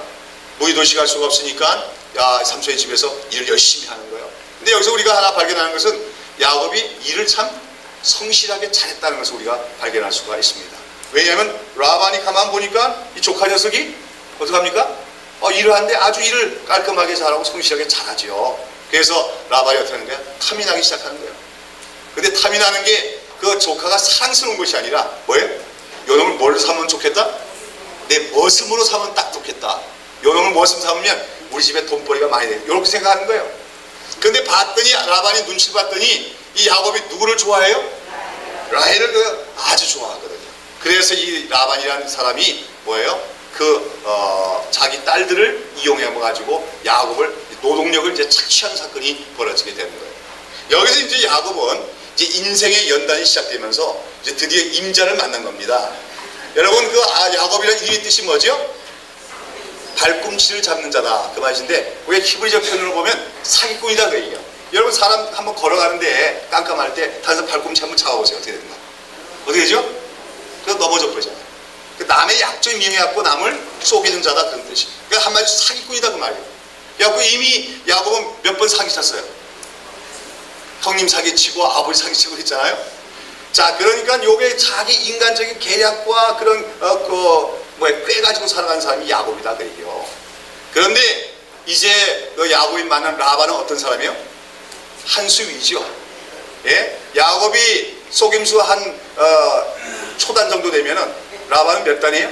아주 고수예요. 한 9단 정도 되는 사람이에요. 그렇죠? 야곱이 맞으면 발꿈치를 잡는 자라면 라반은 살아있는 사람 누나를 빼먹는 사람입니다. 그런 사람을 만난 거예요. 이제 외삼촌인데 이해하고 이 라반이 자기 조카이나 야곱을 철저히 이용해 먹는 거죠. 그렇죠? 그래가지고 어떻게 하는 거예요? 야곱에게 내가 네 삼촌인데 내가 어떻게 널 갖다가 공짜로 일을 부려먹겠냐. 그렇죠? 내가 너에게 대가를 치러줄 테니까 이미 알고 있어요. 야곱이 대가를 뭘 달라고 할지. 그렇죠? 대가를 뭘로 치러줄까? 그랬더니 네가 7년 동안 일하면 내가 뭐든지 다 해줄게. 그랬더니 뭘 합니까? 라헬을 아내로 달라고 얘기합니다. 그러지. 그랬더니 야곱이 그날부터 라반의 집에서 양떼를 치고 일을 하는데 어떻게 해요? 7년을 수일같이 봉사했대요. 누구를 사랑함으로? 라헬을 사랑함으로. 사랑의 힘은 이렇게 큰 거죠. 근데 이 야곱이 라헬을 사랑하는 사랑은 어떤 사랑이에요? 인간적인 사랑이죠. 육신적인 사랑이에요. 그렇죠? 에로스다 얘기해요. 하여간 그렇게 그래도 하여간 야곱의 특징은 또 이런 건 있는 건데, 그렇죠? 일편단심. 한 여인에 대한 all for the love, 그렇죠? 한 여인에 대한 사랑, 그런 거 있는 사람이에요. 그래갖고 7년 동안을 갖다가 열심히 일하다가 7년이 금방 가버렸어요. 라헬을 갖다가 아내로 맞이할 욕심에. 드디어 7년이 지났습니다. 그리고 이제 뭐 하죠? 약속대로 혼인예식이 벌어졌죠. 혼인예식이 벌어져가지고 이제 어떻게 합니까? 보통 혼인예식 하면은 신랑에게 술도 먹이잖아요. 그렇죠? 호두를 많이 먹으니까 좀 얼큰해겠죠. 그래갖고 얼큰해갖고 어디 들어갔겠어요? 자기 장막에 신부가 기다리는 장막에 들어가서 초야를 치렀습니다. 아침에 떠 깨보니까 누가 누워있어요? 라헬이 아니고 레아가 누워있어요. 레아가. 네. 여러분 거기 보면은 레아 딸이 둘이 있는데 레아와 라헬이 있는데 야곱이 레아는 사랑하지 않고 라헬만 사랑합니까? 라헬이 훨씬 라헬이 더 예뻐서 그렇죠? 예. 그래서 보면 17절에 창세기 19장 17절에 보면 레아는 알력이 부족하고 라헬은 곱고 아리따우니 그랬어요. 거기서 레아는 안력 눈 안자에다가 힘력자인데 안력이 부족하다는 말이 무슨 말일까요? 눈의 힘이 부족하다는 말이? 안과 의사 선생님이 안 계셔서 잘 모르겠는데 안력이 부족하다는 말이 무슨 말입니까? 근력, 안력 안력. 이게 뭐냐면 눈의 광채가 약하더라 그 말입니다. 눈빛이 반짝반짝 빛나지 않더라 그 얘기예요. 네. 한국식 스타일 눈동자다 그 말이에요. 뭔 말이냐면 여러분 중동 여자들 보셨어요? 네, 가끔가 보셨는지 모르겠어요. 여러분 중동 여자를 보면 굉장히 예쁩니다. 그러니까 중동 여자는 여기 하나만 딱 대놔도 벌써 우뚝 수술만큼 아름다워요. 제가 우리나라 여자를 안 예쁘다고 얘기하는 게 아니고 우리나라 사람은 우리나라 사람들의 미의 관점이 있어요. 그렇죠? 옛날부터 우리나라 미인도 같은 거 보면 눈이 어떻게 하면 초승달처럼 가르가르하고 그렇잖아요. 그런데 중동 사람들의 미인의 기준은 뭐예요? 눈이 둥그랗고 커야 돼요. 쌍꺼풀이 탁 지고 속눈썹이 이만큼 튀어나오고 눈동자가 까맣고. 그런데 그렇게 잘생긴 그 여인을 보면 그 눈동자가 얼마나 호수 맑고 아름다운지 그 속에 빠져들 것처럼 아름답대요. 라헬이 그랬다는 거예요. 근데 레아는 어땠어요? 안력이 부족하다는 것은 눈이 작고 가느스름하니까 어때요? 눈에서 총기가 나요? 반짝반짝 안 하죠. 그러니까 오히려 우리 한국에 왔으면 레아가 미인이었을 텐데 중동에서 태어났으니까 미인 취급 못 받는 거예요. 그러니까 그 야곱이 두 자매 중에서 사랑하는데 누구를 더 사랑하는 거예요? 무슨 조건까지 사랑한 겁니까? 외모를 보고 사랑하는 거예요. 이거 조금은 뭔가 잘못되어 있지요. 자, 여하튼 아침에 깨보니까 그 눈이 초롱초롱하고 그 눈이 큰 그 라헬이 아니고 뭐야? 눈이 이렇게 가느사름한 그 알력이 부족한 레아가 누워있어. 얼마나 화가 났겠어요. 그래갖고 삼촌에게 쫓아가서 삼촌이 도대체 이럴 수가 있느냐고 그렇지요? 네? 그랬더니 삼촌 라반이 하는 말이 뭡니까? 얘야, 조카야, 우리 지방에서는 그렇지요? 언니를 놔두고 동생이 먼저 시집가는 법이 없느니라. 그렇죠. 우리나라가 비슷하죠? 이게 이제 그 중동의 문화가 우리나라 문화가 비슷하는 걸 보여주는 거예요. 그러면서 뭡니까? 그러니까 그렇다면 미리 얘기를 해줘야지. 지금에서 얘기하면 어떡합니까? 그러니까 라반은 이미 그걸 다 계획 속에 품고 있었던 거예요. 라헬 통해서 몇 년? 7년. 레아 통해서 7년. 14년은 좋게 울어먹겠다. 이렇게 생각한 거죠. 그러고 나서 네가 정말로 라헬을 사랑하면 다시 무료로 몇 년 봉사해라? 7년을 봉사합니다. 여기서 야곱이 또 우직하게 7년을 라헬을 오직 얻기 위해서 7년을 또 봉사하는 거예요. 이거는 조금 야곱이 참 한 여인을 사랑하는 일편단심의 마음이 있는 걸 알 수가 있지요. 그래가지고 아내가 둘이 생기지만 여기서 또 어떻게 됩니까? 그 두 여종이 있죠? 라헬과 레아에게 두 여종이 뭡니까? 실바와 빌한데 이들도 그렇지 야곱에게 첩으로 주게 돼서 그 야곱에게는 아내가 몇이 생깁니까? 4명이 생기게 되는 거예요. 그러면서 이제 그 아내가 내시는데 아들을 낳기 시작하는 거죠. 아들한테 몇 명 나요? 한 타스 꼭 넣지요. 한 타스. 12명 한 타스 아니에요? 한 타스란 말 몰라요? 요즘 잘 안 쓰나 봐. 옛날에는 연필 한 타스 그럼 12개인데 여러분 근데 한 타스가 넣는데 누구부터 낳기 시작해요? 누가 아기를 낳기 시작해요? 레아부터 낳기 시작하는 거예요. 그렇게 야곱이 사랑하는 라헬은 아기를 안 낳고 야곱이 레아를 볼 때마다 어떻게 생각하는 거예요? 이 친구는 이건 보너스도 아니고 이게 참 뭡니까? 별로 달갑지 않은 그 아내지요. 그런데 그 레아가 아기를 낳기 시작해요. 그렇죠? 거기에 대해서 성경은 뭐라고 얘기합니까? 29장 31절 보면 여호와께서 레아에게 총이 없음을 보시고 그의 태를 열었으나 라헬은 무자했더라. 거기에 레아에게 뭐가 없음을 보시고 총이 없다는 말이 뭐예요? 예, 남편의 사랑을 받지 못함으로 여기서도 우리는 하나님의 마음이 나타납니다. 남편에게 사랑받지 못하는 여인, 그 레아에게 자녀들을 먼저 낳도록 축복하시는 것을 볼 수가 있어요. 이런 이야기들을 우리에게 얘기해 주는 것은 하나님은 철저하게 이 땅에서 소외되는 자, 연약한 자들의 편이 되시고 그들의 하나님이시다는 것을 우리에게 단편적으로 얘기해 주고 있는 것입니다. 자, 여기서 우리가 이제 그 12아들을 낳게 되는데 이 12아들의 이름들을 가만히 살펴보면은 이 지금 야곱의 가정에 일어나는 그 여인들 간의 질투와 경쟁이 어떤가 갖다 대충 우리가 이해할 수가 있죠. 여러분 제일 레아가 면전한 아들이 뭡니까? 루벤. 그 다음에 뭐지요? 시므온. 그 다음에 레위. 그 다음에 유다. 요게 누가 나왔어요? 레아가 나옵니다. 자, 요거 뜻이 다 있죠? 루벤은 뭐예요? 보라 아들이다. 그건 무슨 말입니까? 레아가 야곱이가 이제 레아의 그 장막이 있고 라헬 장막이 있으면 어떻게 하겠어요? 장막 저녁 때만 되면 야곱이 주로 어디로 갑니까? 라헬에게 가죠. 어쩌다가 보름에 한 번씩 그 레아의 장막에 올 뿐이에요. 그것도 마지못해서. 그렇죠? 그러면 누가 아들을 낳을 확률이 더 높아요? 라헬이 확률이 훨씬 높죠? 근데 라헬은 못 낳는데 레아가 임신한 거예요. 또 낳는 딸도 아니고 아들을 낳았어요. 그러니까 레아가 여기서 뭐라고 하는 겁니까? 보라 아들이야. 이게 누구에게 하는 말입니까? 라헬 보고도 하는 말이고 야곱 보고도 하는 거죠. 당신이 날 갖다 이렇게 사랑하지 않아도 아들 낳았잖아요.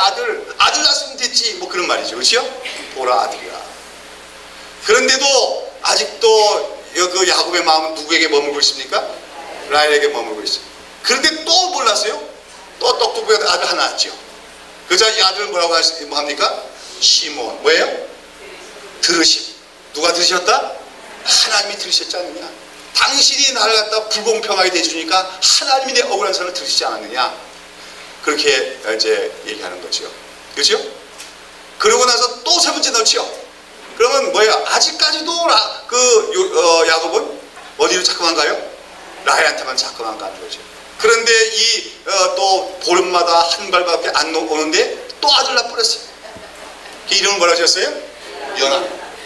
연합이라는 뜻이에요. 이건 무슨 뜻이죠? 이제서야 남편이 진정으로 나와 마음이 연합이 되겠구나, 그런 뜻입니다. 아시겠습니까? 요거 봐서는 이때부터 야곱의 마음이 조금씩 변화가 되기 시작한 것을 우리가 볼 수가 있습니다. 여기서 야곱에게 어떤 생각이 들기 시작하는 거예요? 이거 아닌데. 그렇죠?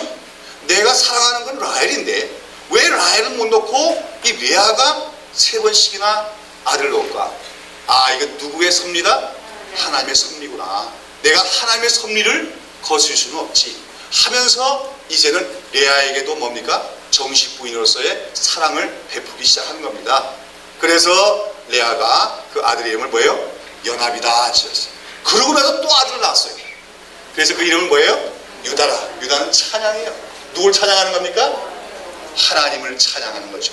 여기서 우리는 이 가정 속에서 누구의 신앙이 제일 먼저 발전한 걸 보냐면 레아의 신앙이 발전하는 걸 봅니다. 남편에게 거의 버림받다시피 한 총이 없는 여인. 그러나 그 외모 때문에 남편의 사랑을 받지 못하는 레아가 하나님의 은총을 받아서 아들들을 4명이나 낳아가면서 드디어 레아는 하나님을 찬양하는 신앙을 갖게 되어지는 것이죠. 그렇죠? 자, 이렇게 했더니 누가 억울해서 못 살겠어요? 라헬이죠. 라헬이 억울해서 못 살겠어요. 그래서 라헬이 누구를 줍니까? 빌하, 자기의 여종인 빌하를 야곱의 장막에 들어가 있더니 또 아들을 낳긴 낳았어요. 그렇죠? 누굴 낳습니까? 단과 납달리. 이 단이라는 이름 뭐고 납달리라는 이름의 뜻은 뭐예요? 단이라고 하는 것은 신원. 신원이란 말이 뭐예요? 성경에는 신원이란 말 많이 나와요. 신원. 우리 하나님이 신원하신 하나님이다. 이건 원한을 풀어주시는, 복수해주신 하나님이란 거예요. 원한을 풀어주셨다고요. 라헬이 뭐라는 거예요? 내가 언니한테 맨날 지더니 드디어 나도 아들 낳아서 자기가 낳은 것도 아니면서 자기 여종이 낳은 아들인데 그거 안고 다니면서 하나님이 내 억울함을 풀었어. 그렇게 하고 있는 거예요. 라헬이 지금 뭡니까? 언니한테 앉으려고 막 그냥. 라헬은 한분은 어떤 성격이에요? 여자 중에서? 여기는 그런 분 잘 없는데 좀 여자들 그런 성격 있잖아요. 절대로 앉으려고 그러고 그런 애살이 많은 성격이에요. 그리고 나서 또 둘째 낳았어요. 뭐예요? 납달리. 납달리는 뭐예요? 나의 씨름이라. 이게 무슨 말이냐면 씨름이라는 건 싸움이란 말인데 자기가 언니하고 싸워서 드디어 이겼다. 자기가 낳은 것도 아니면서 그 여종이 낳은 거 가지고 그거 안고 다니면서 내가 드디어 언니하고 경쟁해서 이겼어. 그렇게 하는 거예요. 이제 두 자매 간에 그렇게 서로 라이벌을 있어가지고 다투는 모습이 나와요. 근데 여기다가 이제 그 다음에 또 누가 아기를 낳습니까? 레아가 아기를 낳죠. 레아가 다시 아기를 낳아요. 그 이름이 뭐예요? 갓과 아세로서. 그것은 뜻이 뭡니까? 행운이란 뜻과 행복이란 뜻으로서 나는 행복한 여자다 그 말. 그렇잖아요. 레아는 행복하게 안 하겠어요? 행복해요 이제는. 옛날에는 얼굴 좀 못생겼다고 남편한테 버림받고 그랬지만 그러나 하나님께서 자기 은혜를 주심으로써 약한 자인 자기 은혜를 주심으로써 아들을 낳았더니 마침내 남편의 마음도 서서히 완전히 안 왔지만 그래도 와서 자기가 연합되게 하시고, 그랬으니 나는 정말로 해피한 여자다, 그런 뜻으로서 갓과 아세아라고 이름을 짓게 되죠.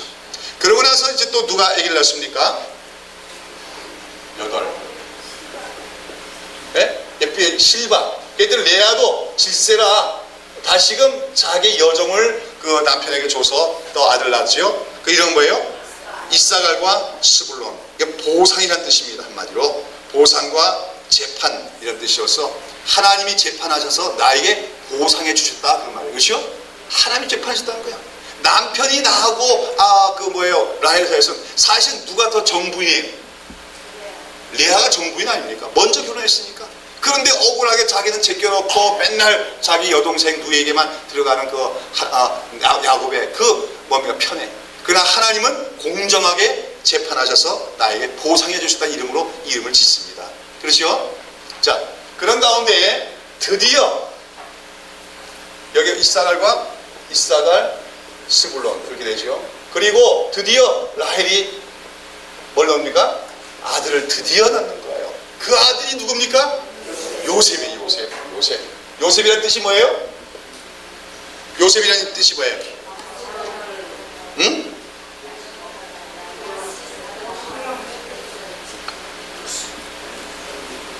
요셉이라는 이름은 뭐예요? 하나님이 더하심, 그런 뜻입니다. 하나님이 더하심. 라헬은 여기서 이미 자기 여정을 통해서 아들을 주셨지만 자기 아들을 주셨기 때문에 더하심이라고 제 이름을 짓습니다. 그러나 여러분, 이 라헬이 그 마음이 완전히 풀렸겠어요? 안 풀렸겠어요? 아직 못 풀렸죠? 레아하고 자기 비교가 몇 대 몇이에요? 아들 낳은 수가 6대1이에요. 6대1. 그렇잖아요? 그래서 현재 자기가 현저하게 지금 불리하다고 얘기야. 그러니까 뭘 어떻게 해야 됩니까? 하나 더 낳아야겠다, 이런 생각하다가 드디어 둘째를 낳게 됩니다. 이제 야곱의 일가가 바담 아람에 살다가 떠나죠. 가나안 땅을 향해서 출발하다가 가나안 땅에 들어와서 둘째 아들을 낳는데, 그 둘째 아들을 낳다가 그만 라헬이 어떻게 합니까? 난산에 대하고 아들 낳다가 죽고 마는 거예요. 그러면서 여러분, 그때 라헬의 심정이 어떻겠습니까? 드디어 자기가 기다리는 두 번째 아들도 낳게 되었는데, 근데 자기는 이제 뭐예요? 죽어야 되니까 얼마나 억울하겠어요, 라헬이. 그 성격이 언니한테 절대 지지 않으려고 하는 라헬이. 거기서 그 라헬이 그 아들의 이름을 뭐라고 지으라고 합니까? 베노니. 슬픔의 아들이라는 말. 그렇잖아요. 아, 이 아들은 나를 슬프게 하는구나. 내가 모처럼 둘째 아들 낳아서 이제는 나도 언니한테 지지 않고 두 번이나 낳은 아내가 돼서 남편의 아내의 사랑을 완전히 독차지하려고 했는데 이 아들 낳다가 내가 죽는구나. 그러면서 남편 보고, 여보, 이 아들을 뭐라고 지라고요? 베논이라고 하세요. 슬픔의 아들이라고 하세요. 근데 여기서 야곱이 뭐라고 잡니까? 아니라 이 아들의 이름은 뭘로 지을 것이다? 베냐민. 베냐민이라는 건 뭐냐면 오른손의 아들이란 말이에요. 무슨 말이냐면, 아니다, 너는, 라헬은 내가 정말로 사랑하는 여인이었지만, 그러나 그 하나님이 라헬의 생명을 걷어가면서도 이 아들을 주셨을 때, 이 아들은 하나님께서 나에게 더해 주시는 축복이다, 그런 의미로서 오른팔에 도우시는 하나님이 축복을 주신 아들이라고 고백하게 되는 겁니다. 여기서 보면 드디어 야곱이 어떠한 단계에 이른 거 봅니까? 그 두 여인의 사이에서 갈등하고 인간적인 사랑으로 한쪽을 치우쳐 사랑하던 야곱이 변해서 이제 하나님의 주권적인 섭리를 다 깨닫고 거기에 순복하는 모습을 우리가 발견하게 되죠. 그러나 특별히 이 야곱이 이러한 과정 속에서 깨닫게 되는 건 뭡니까? 그게 뭐냐면 자기의 의지와 계획대로만 되는 것이 인생사가 아니라는 것을 깨닫게 됩니다. 내가 아무리 열심을 갖고 그 어떤 한 여인을 열정적으로 살지라도 그 뜻대로 되는 것이 아니다. 모든 것을 하나님이 축복해 주셔야 되고, 하나님의 모든 이해하신 데는 하나님의 섭리가 있다는 것을 그걸 깨닫게 되고, 이제는 뭡니까? 하나님의 그 섭리에 완전히 맡기는 신앙의 훈련을 12아들을 낳으면서 야곱이 갖게 되어진 겁니다. 그래서 야곱의 인격이 나중에 굉장히 많이 변화가 되는데요, 이런 과정이 아들을 낳는 과정을 통해서도 변화되는 것을 우리가 볼 수가 있는 것입니다.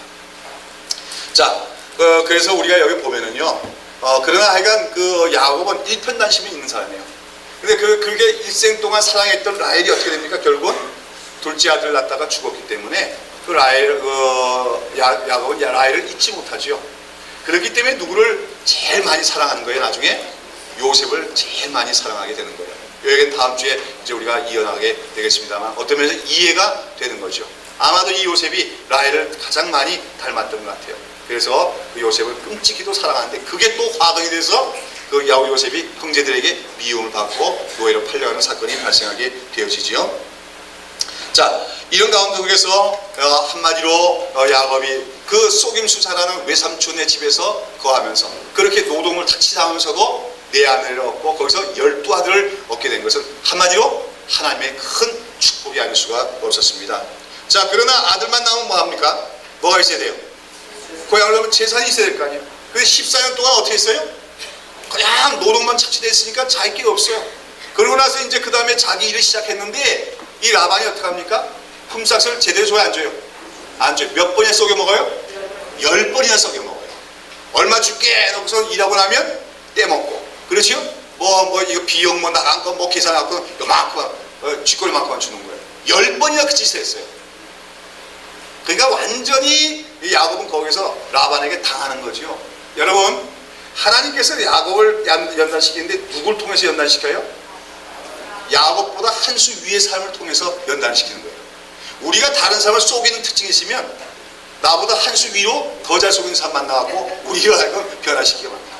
내가 혈기를 잘 내면 나보다 혈기가 더 강한 사람을 만나게 하고 우리를 변하게 만들어요. 그렇죠? 이런 하나님의 섭리가 있어요. 그런 가운데 그러나 물질도 하나님이 드디어 주시게 되죠. 여기서 야곱이 어떤 방법을 사용합니까? 야곱이 이제 내 양떼를 소유하겠다. 라반이 안 주려고 그러죠. 그랬더니 뭐라고 합니까? 양과 염소 중에서 어떤 놈만 내가 갖겠다? 얼룩얼룩한 놈. 그런데 양이나 염소나 얼룩얼룩한 놈은 많이 없지요? 흰 거 아니면 검은 거지 얼룩얼룩한 건 잘 없다. 열성 유정 인자에 속한단 말이에요. 잘 없단 말이에요. 그래 라반이 그거 좋단 말이야. 10마리 나오면 그 중에 한 마리가 있을까 말까 한 게 얼룩이거든. 그럼 또 가져라. 얼룩이 다 네 거다. 그래놓고서는 그냥 아예 그 줄 때 말이야 어떻게 합니까? 얼룩이는 싹 빼버리고, 왜냐면 얼룩이 결혼하면 얼룩이 날 가능성이 있으니까 그건 싹 빼버리고 흰 거하고 검정 것만 다 줬어요. 맡겨줬어요. 그건 삼촌 거지. 그건 네가 거기서 얼룩이 나면 너 가져라 그거야. 라반도 이제 딱 해보니까 그 생태학을 아는 거죠. 우생학을 알고 얼룩이 안 나온다 그거지. 그런데 얼룩이가 나기 시작했어요. 어떻게 났어요? 그 보면 야곱이 방법을 써요. 또 술을 쓰죠. 야곱은 한번 술 쓰는 사람이에요. 그렇죠? 어떻게 합니까? 양떼를 끌고 가서 이제 물을 먹이러 시냇가에 가서 이제 양떼들이 이제 발전기가 되면 교미를 하잖아요. 그럼 교미를 할 때 어떻게 하는 겁니까? 그 시냇가에 나무, 신풍나무라는 나무에 껍질을 벗겨가지고 얼룩덜룩하게 만들어 놓고 그 앞에서 막 흔드는 거야. 껍질을. 그거 왜 그래요? 미신적 감흥술이라고 하는 거예요. 미신적 감흥술이라는 게 뭐냐면 눈에 보이는 대로 생긴다 그 말이죠. 그렇죠? 얼룩얼룩하게 했으니까 안에서 얼룩얼룩하게 될 것이다. 여기 이제 야곱이 지금 잔기를 부리고 있는 거예요. 그 당시 사람들이 사용한 방법인지 몰라도 한마디로 인간이 야곱이가 아직까지도 어떤 특성이 있는 거예요? 그래서 자기 잔머리 돌리고, 그렇죠? 계략을 쓰고 하는 걸 보는 거예요. 그런데 실제로 얼룩이들이 무지무지하게 많이 나왔어요. 나왔다 하면은 얼룩이만 나오는 거예요. 이거 어떻게 된 일입니까? 웬일입니까? 요거 가지 흔들어서 그런 거예요? 아니에요. 그것 때문에 된 게 아니고 나중에 하나님께 꿈을 꾸어주시는데 어제 꿈속에 보니까 야곱이 양떼를 끌고 나갔는데 그 양떼들 위에 교미하는 모습이 나오는데 교미하는데 수컷들이 다 얼룩이 모습으로 나타나는 거예요. 그 꿈을 보여줬다는 것은 뭡니까? 야곱아, 네가 그 나무까지 얼룩얼룩하게 흔든다고 되는 게 아니고 내가 허락해야 되는 것이다. 아무리 생물학적인 우생학이 있더라도 하나님이 개입하면 뭐예요? 우생학의 법리 원리를 깨놓고 하나님이 역사하실 수가 있잖아요. 그렇죠? 그 생물학 얘기가 많이 나와요. 결국 낳는 쪽쪽 뭐가 나는 거예요? 얼룩이만 나는 거예요. 그래서 급속하게 양떼가 만져갖고 야곱이 드디어 뭐예요? 엄청난 부자가 돼버렸습니다. 자, 이랬더니 누가 시기합니까? 라반의 아들들도 똑같아. 그래갖고 저 야곱이가, 그렇죠? 우리 아버지 거 다 도둑질했다. 그렇게 생각해요. 도둑질 했습니까? 도둑질 누가 했어요?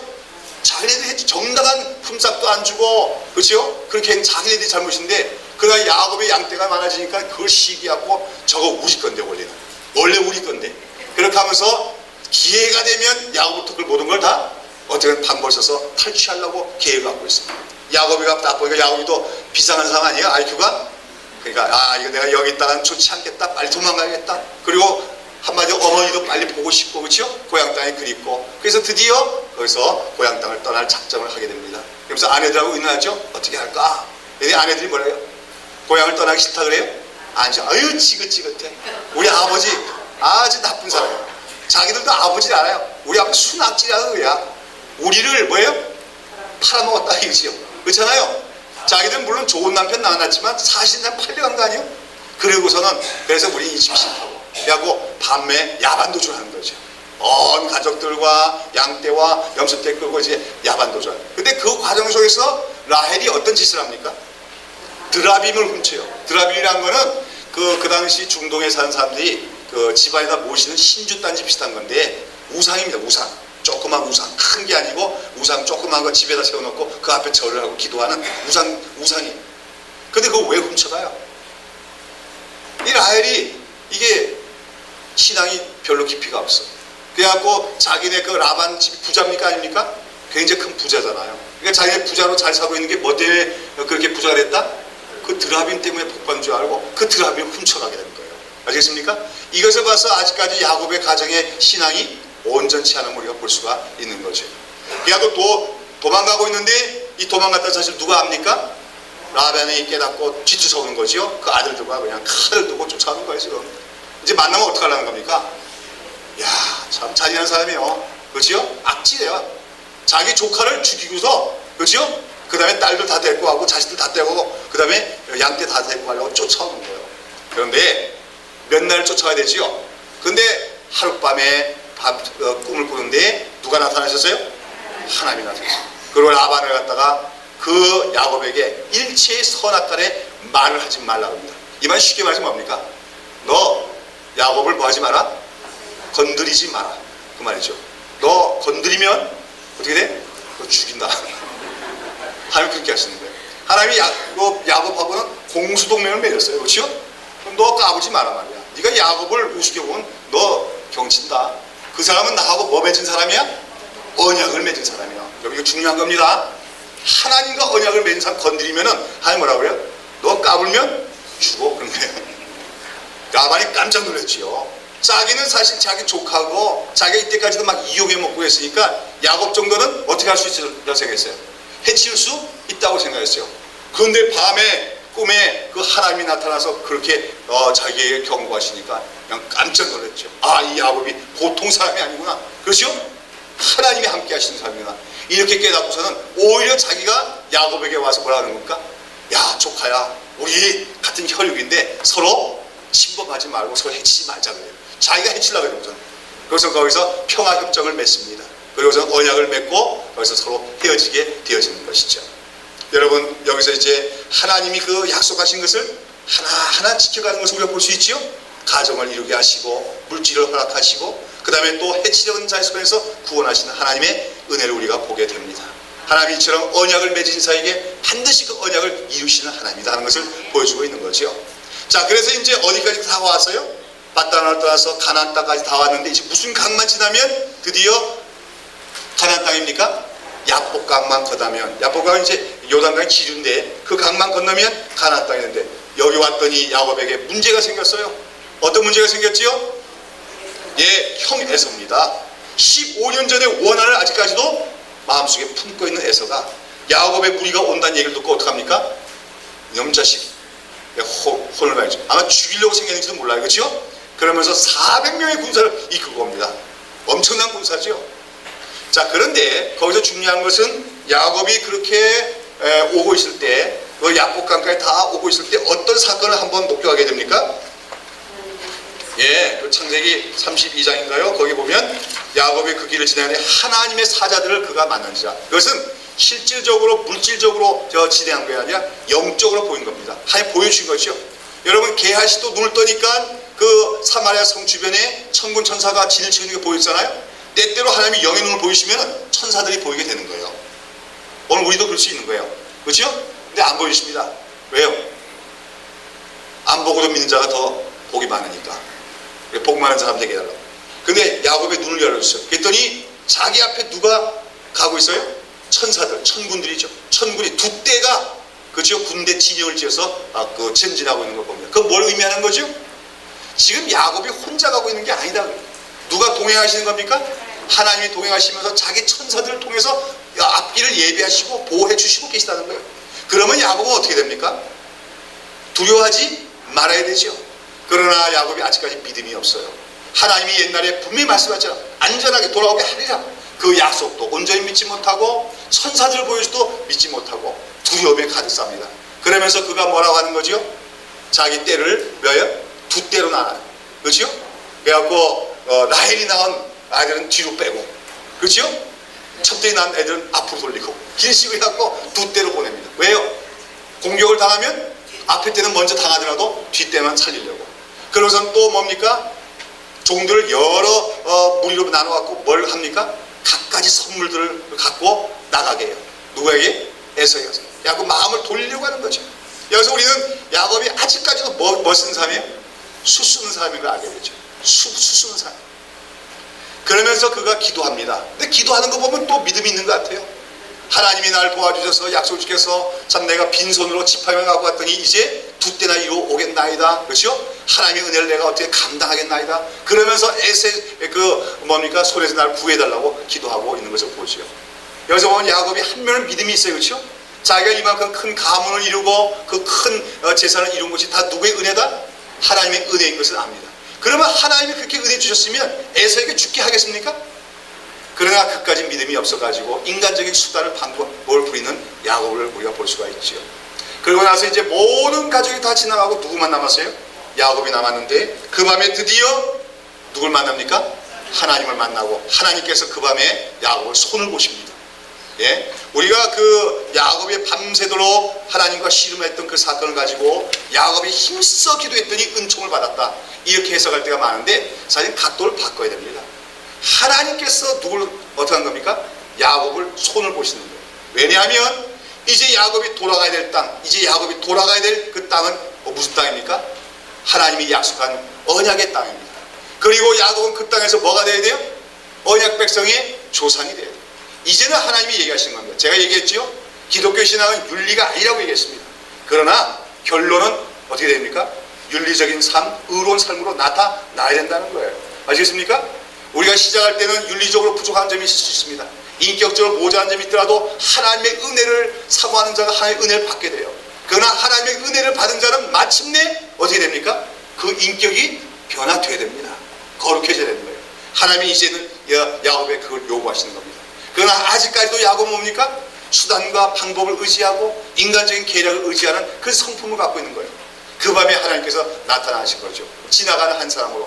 근데 야곱이 그가 보통 사람이 아니면 알고 그와 그에게 매달려 축복을 간구하죠. 그랬더니 그가 지나가 축복하지 않습니다. 그래갖고 두 사람이 씨름을 했어요. 그러다가 뭡니까? 야곱이 끝내 나를 축복하지 않으면 가게 하지 않겠나이다 했더니 그 사람이 어떡합니까? 야곱의 환도뼈를 깨뜨려 봅니다. 환도뼈가 부러졌어요. 불구자가 된 거예요. 그러고 나서 이제 그래도 야곱이 환도뼈가 부러졌는데도 불구하고 축복하지 않으면 가게 하지 않겠나이다. 결사적으로 매달린 겁니다. 이제 야곱은 위기상에 온 거예요. 내가 여기서 축복받지 않으면 나는 살아남지 못한다 하는 그 각오로 매달린 겁니다. 그랬더니 그 사람이 야곱에 묻습니다. 네 이름이 무엇이냐? 네 이름이 무엇이냐? 뭐라고 대답합니까?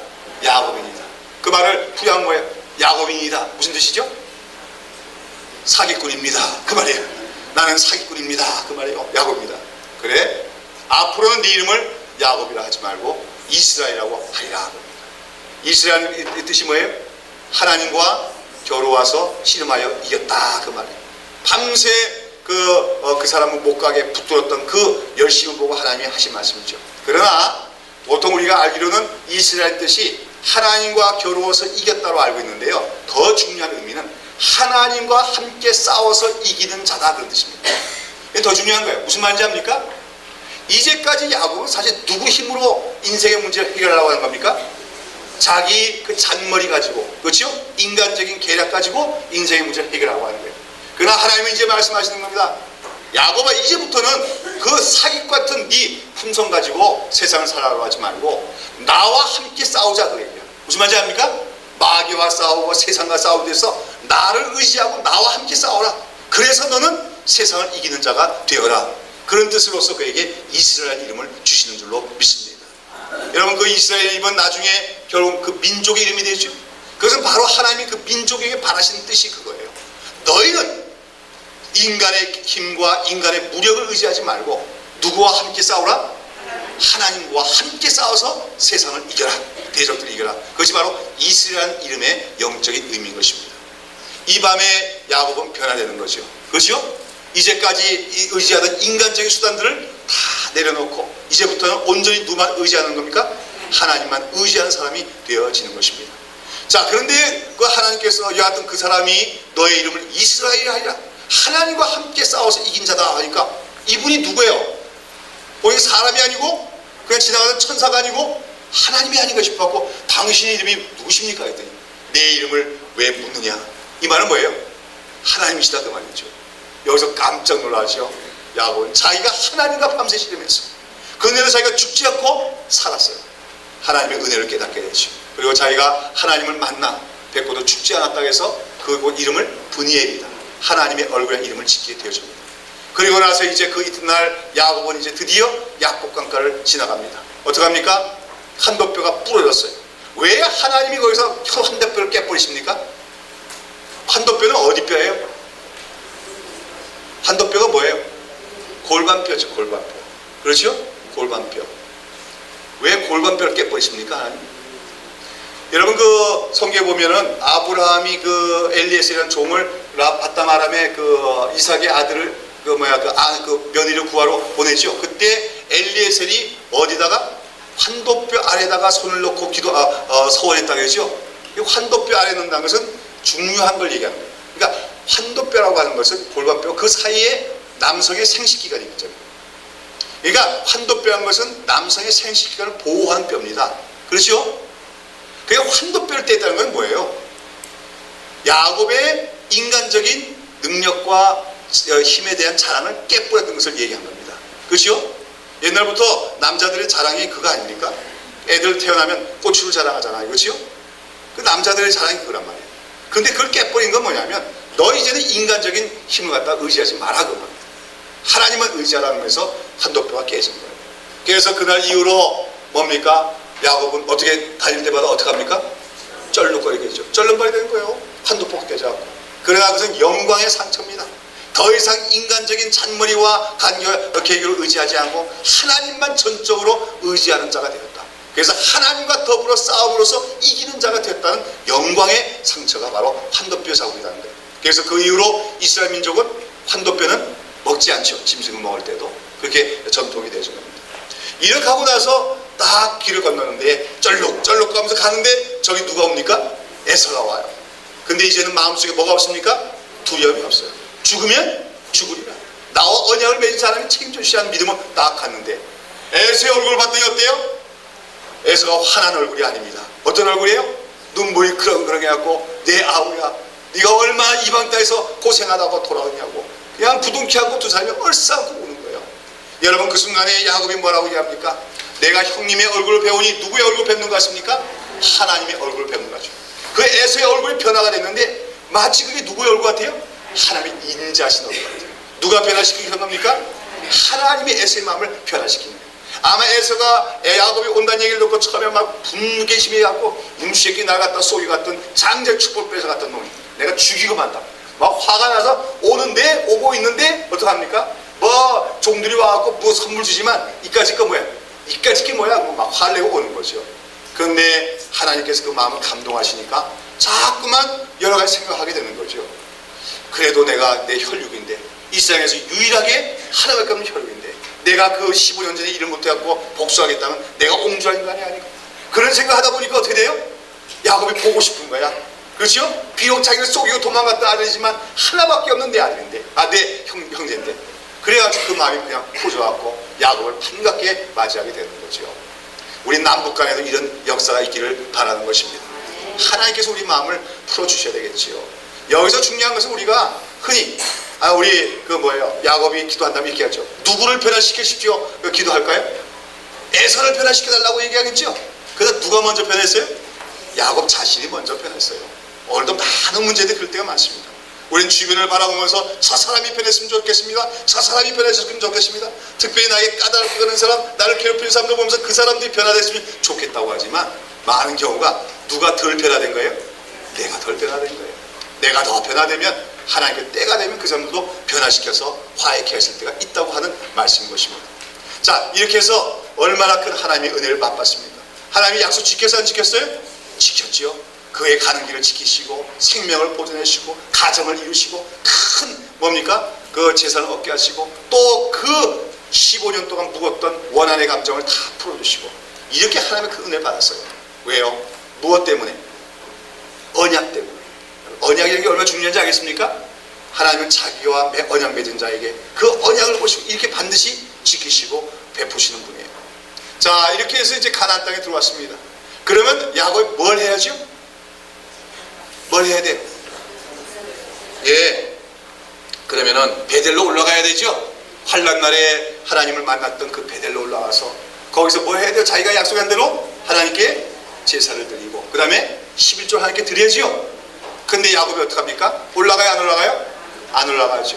세겜이라고 하는 곳에 머무릅니다. 세겜. 그러니까 그 당시 세겜은 여러 가지 면에서 사람들도 많이 살고 요즘 말로 하면 편의시설도 많고 문명도 발전된 곳이에요. 베델이라고 하는 것은 삭막한 곳이죠. 그러니까 세겜이 훨씬 살기 좋으니까 거기에 주저앉아 버린 겁니다. 그렇죠?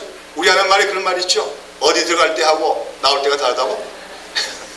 화장실 가요? 네. 급할 때 들어갈 때는 뭐 그러다가 나올 때는 또 싹 얼굴 바뀌는 게 인간인데 인간이 그런 것 같아요. 야곱이 그 큰 은혜 받았으면서도 아마 그때 뭐 에서를 만나게 갖고 화해할 때는 내가 하나님께 죽도록 모든 걸 다 헌신하겠다고 얘기했을지 몰라요. 그날 세겜에서 살다 보니까 어떡합니까? 하루 이틀 지나다 보니까 또 편해지다 보니까 거기서 그냥 주저앉아 버리고 말았어요. 하나님과 약속 잊어버렸어요. 여기서 어떤 사건이 발생합니까? 집안에 환란이 나죠. 또 무슨 사건이 나요? 그 딸 디나가 야가 세겜 땅에 살다 보니까 세겜 사람들이 이방인 축제를 하고 있어요. 막 축제. 음란한 축제죠. 그거 보러 구경 나왔고 두리번 하다가 누구한테 납치됩니까? 그 세겜의 추장에게 아들에게 납치를 당해서 성폭행을 당하고 마는 거예요. 자, 이런 사건이 발생하니까 누가 분노합니까? 야곱의 12아들이 분노해가지고 감히 말이지 이방인이 우리 거룩한 하나님의 백성의 딸을 추행하다니 그러면서 어디가 보복하려고 하는 거예요. 왜 보복하면서 어떤 방법 쓰지요? 속임수 쓰지요? 자기 아버지와 방법과 똑같아. 아버지한테 그 유전 속에 속임수라고 하는 유전인자가 흐르고 있어요. 그래갖고 이 아들들이 나중에도 요사 팔아먹을 때도 그 속임수잖아요. 그 부전자전해요. 그 아버지 속에 있는 속임수의 특징이 아들에게도 있어요. 그래갖고 어떻게 하는 겁니까? 세겜 사람들은 그러나 성폭행해놨지만 그냥 가만 보니까 이 디나의 가정이 굉장히 부자거든. 그러니까 이들과 사돈간을 맺으면 그 재산이 자기들에게 될 것 같단 말이에요. 그러니까 어떻게 합니까? 야곱에게 혼인을 제의하는 거예요. 그렇죠? 그랬더니 이 아들들이 요걸 찬스로 보고 어떻게 하는 겁니까? 그러면은 우리 집하고 혼인을 틀려면은 조건이 있다. 너희들도 뭘 받아라? 할례를 받아라. 그러니까 이 사람들은 그냥 돈의 욕심이 그렇죠. 눈이 멀어가지고 그래가지고 다 할례를 받았어요. 할례 받으니까 꼼짝을 못하잖아요. 그러니까 그걸 12아들이 가서 어떻게 합니까? 칼로 쳐가지고 그 사람들 갖다가 다 살육하는 거예요. 엄청난 비극적인 발생하게 되죠. 이 사건을 야곱이 알게 되니 두려웠게 채갔어요. 그 세겜 사람들이 죽었지만 일가 친척이 많은데 이제 그 사람들이 자기 집에 공격해오면 자기는 꼼짝없이 이제 멸절을 당하게 됐습니다. 그래서 황급했는데 그때 누가 나타나십니까? 하나님께서 나타나시죠. 그래서 뭐라고 말씀하십니까? 일어나 베델로 가라. 환난 날에 네게 나타났던 그 베델로 가서 네가 서운했던 것을 갚으라고 하나님이 말씀하십니다. 여기서 야곱은 크게 깨닫죠. 아, 내가 하나님과의 약속을 잊고 있었구나. 내가 그동안 안이하게 사느라고 하나님과의 약속을 저버렸구나. 여기서 깨닫고 자, 모든 가족들아 우리가 올라가 환난 날에 나를 만나신 하나님을 배우러 올라가자. 그래서 이제 모든 걸 정리합니다. 하나님을 배우러 가는데 그냥 갈 수 있어요? 봤더니 너희들 갖고 있는 우상을 섬기는 것과 관계된 걸 다 내놓아 했더니 뭐 한복다리 이상해요. 귀걸이, 목걸이. 이 귀걸이, 목걸이가 옛날에는 뭐예요? 우상을 섬기는 의식과 관계된 게 많거든요. 그런 것들, 뭐 우상을 섬기는 부족, 요즘 말하면 부족이니 뭐 그런 것들이 막 나오는 거예요. 그걸 다 모아갖고 어떡합니까? 아깝지만 그를 상수리나무에 다 묻어놓고 출발합니다. 그랬더니 하나님께서 그 고을 사면 사람들을 뭐하게 함으로? 두렵게 하심으로 아무도 그들을 쫓아오지 않았다고 했습니다. 그래서 드디어 야곱의 가문은 안전하게 어디로 도착하죠? 베델로 도착하게 되었죠. 그리고 거기서 야곱은 하나님께 약속했던 대로 그 서원을 갚고 하나님께 제사를 드리고 영광을 돌리니까 그때 하나님께서 다시금 야곱에게 그 뭡니까? 다시 언약을 맺게 되는 거죠. 그러면서 다시금 그죠? 이 땅을 너에게 주겠고 큰 민족을 갖고 내가 반드시 너를 축복하려고 하는 말씀을 해주시면서 야곱이 이제는 드디어 믿음의 조상으로서 어느 정도 인격이 그 성숙한 단계에서 하나님을 섬기는 가문을 이루는 이야기가 전개되어지게 되는 것입니다. 자, 이제 오늘 우리가 이렇게 해서 야곱의 얘기를 살펴봤지만 야곱이 수십 년간의 고난과 역경을 통해서 야곱이 마침내는 하나님의 축복을 받고 언약의 조상답게 성숙해가는 얘기를 우리가 살펴볼 수가 있어요. 그래서 오늘 우리가 살펴본 이런 야곱의 얘기가 우리에게 말하는 것은 무엇입니까? 하나님은 자기와 뭘 맺은 자? 언약을 맺은 자를 어떻게 해서라도 보호하시고 마침내는 하나님 사람답게 만들어 내신다는 겁니다. 내가 그렇게 되려고 노력할 거 없어요. 누가 만들어내십니까? 하나님이 만들어내십니다. 우리가 가져야 될 건 하나님의 은혜와 축복에 대한 사모하는 마음만 가지면 됩니다. 그러면 하나님께서 반드시 은혜와 축복을 주시고 섭리의 손길을 통해서 우리를 하나님의 사람들께 만들어 내시는 것이죠. 이런 것을 우리는 하나님의 열심이라고 하는 겁니다. 아시겠습니까? 우리는 기억해야 될 것이 하나님의 일을 하는 사람은 사람의 열심을 일하면 안 돼요. 무엇을 의지해야 됩니까? 하나님의 열심을 믿고 신뢰하는 사람이 되어야 된다는 거죠. 자, 그러면서 우리는 오늘 이런 야곱을 언약의 조상으로 삼으시는 하나님의 섭리와 그 은혜에 대해서 우리가 깨달아야 돼요.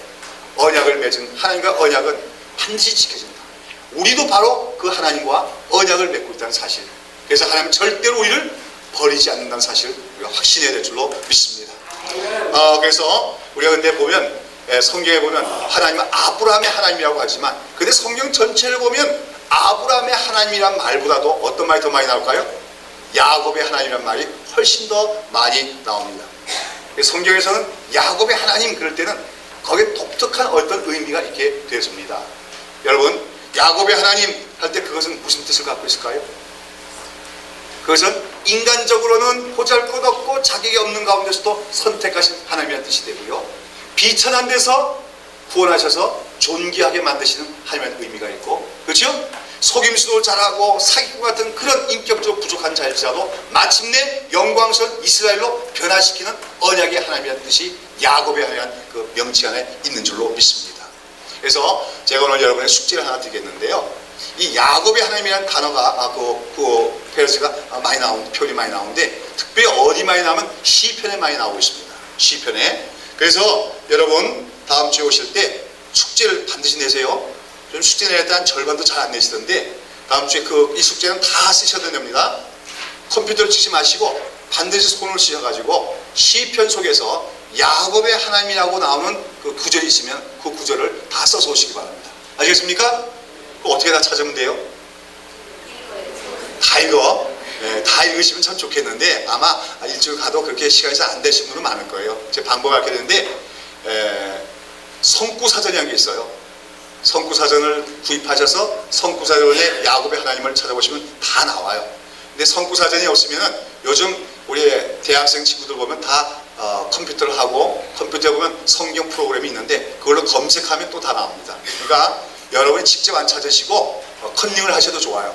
그러니까 도움을 받으셔도 좋으니까 도움을 받아서라도 그 야곱의 하나님이라는 그 말이 나오는 구절만은 다 일일이 찾아서 타이핑 치지 마시고 왜? 손으로 반드시 쓰시기 바랍니다. 그러면서 한번 묵상해 보세요.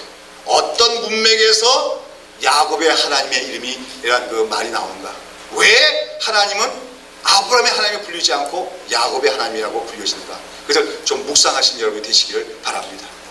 저는 이 야곱의 하나님이라는 이름을 생각할 때마다 너무나 감사할 때가 많습니다. 인간적으로 부족한 자예요. 그렇죠? 모자란 게 많은 거예요. 흠집이 많아요. 그러나 하나님은 그를 주권적으로 선택하시고 은혜를 주시고 마침내는 믿음의 조상답게 만드시는 하나님의 그 은혜와 열심이 그 야곱의 하나님의 말에서 나오게 된다는 것이죠. 그러면서 그 성경 역사를 보면 여러분 그 선지서에 보면 이스라엘 민족을 보고 하나님 부르실 때 이렇게 불러요.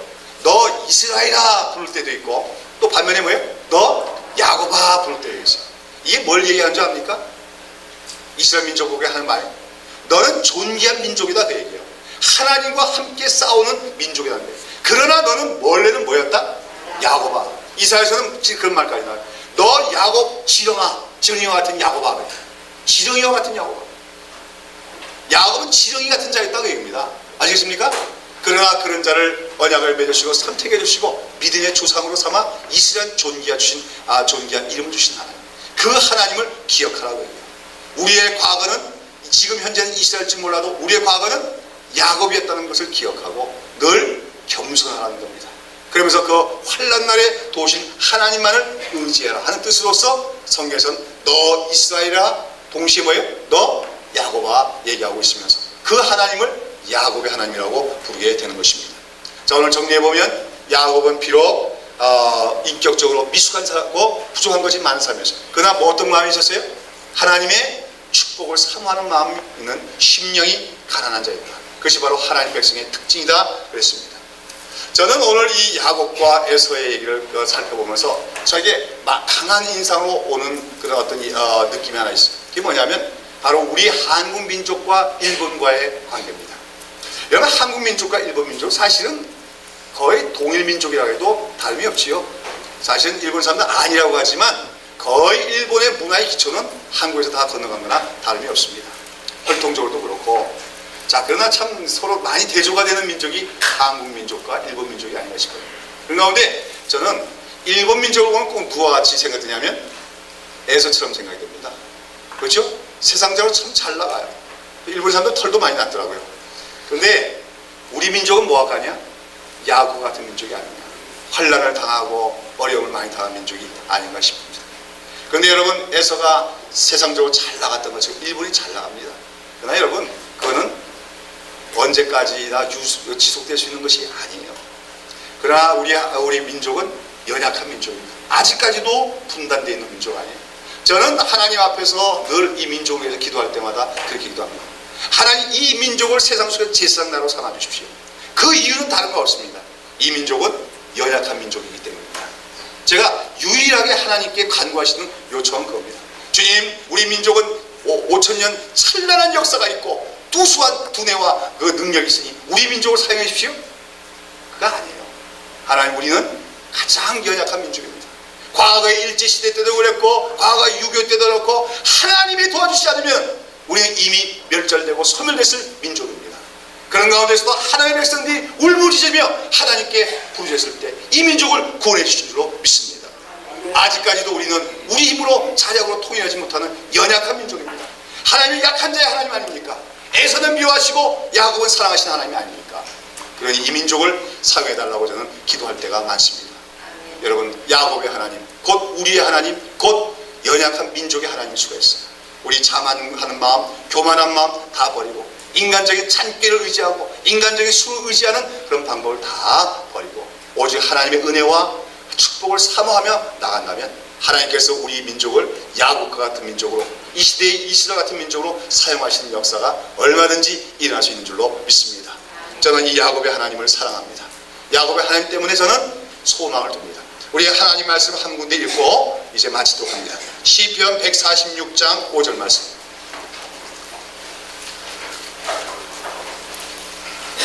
시편 146편 5절 말씀. yes. 그 5절 앞에 우리가 그 3절부터 5절까지 읽으시면 좋겠습니다. 시작. 방백들을 의지하지 말며 도림이 없는 인생도 의지하지 말지니 그 호흡이 끊어지면 흙으로 돌아가서 땅의 그 도모가 소멸하리로다. 야곱의 하나님으로 자기 도움을 삼으며 여호와 자기 하나님에게 그 소망을 둔 자는 복이 있도다. 예, 어떤 하나님으로? 야곱의 하나님을 도움으로 삼는 자. 세상의 방백들의 힘과 권력을 의지하는 것이 아니라 오직 환난 날에 그 비천한 가운데서 야곱을 구원하신 하나님께 소망을 두는 자가 복이 있다고 말씀했습니다. 사랑하는 여러분, 우리 자신이 야곱과 같은 존재라는 것을 인식하시고 날마다 그 야곱의 하나님을 의지하며 하나님께만 소망을 두시는 성도들 되시기를 예수님의 이름으로 축원합니다.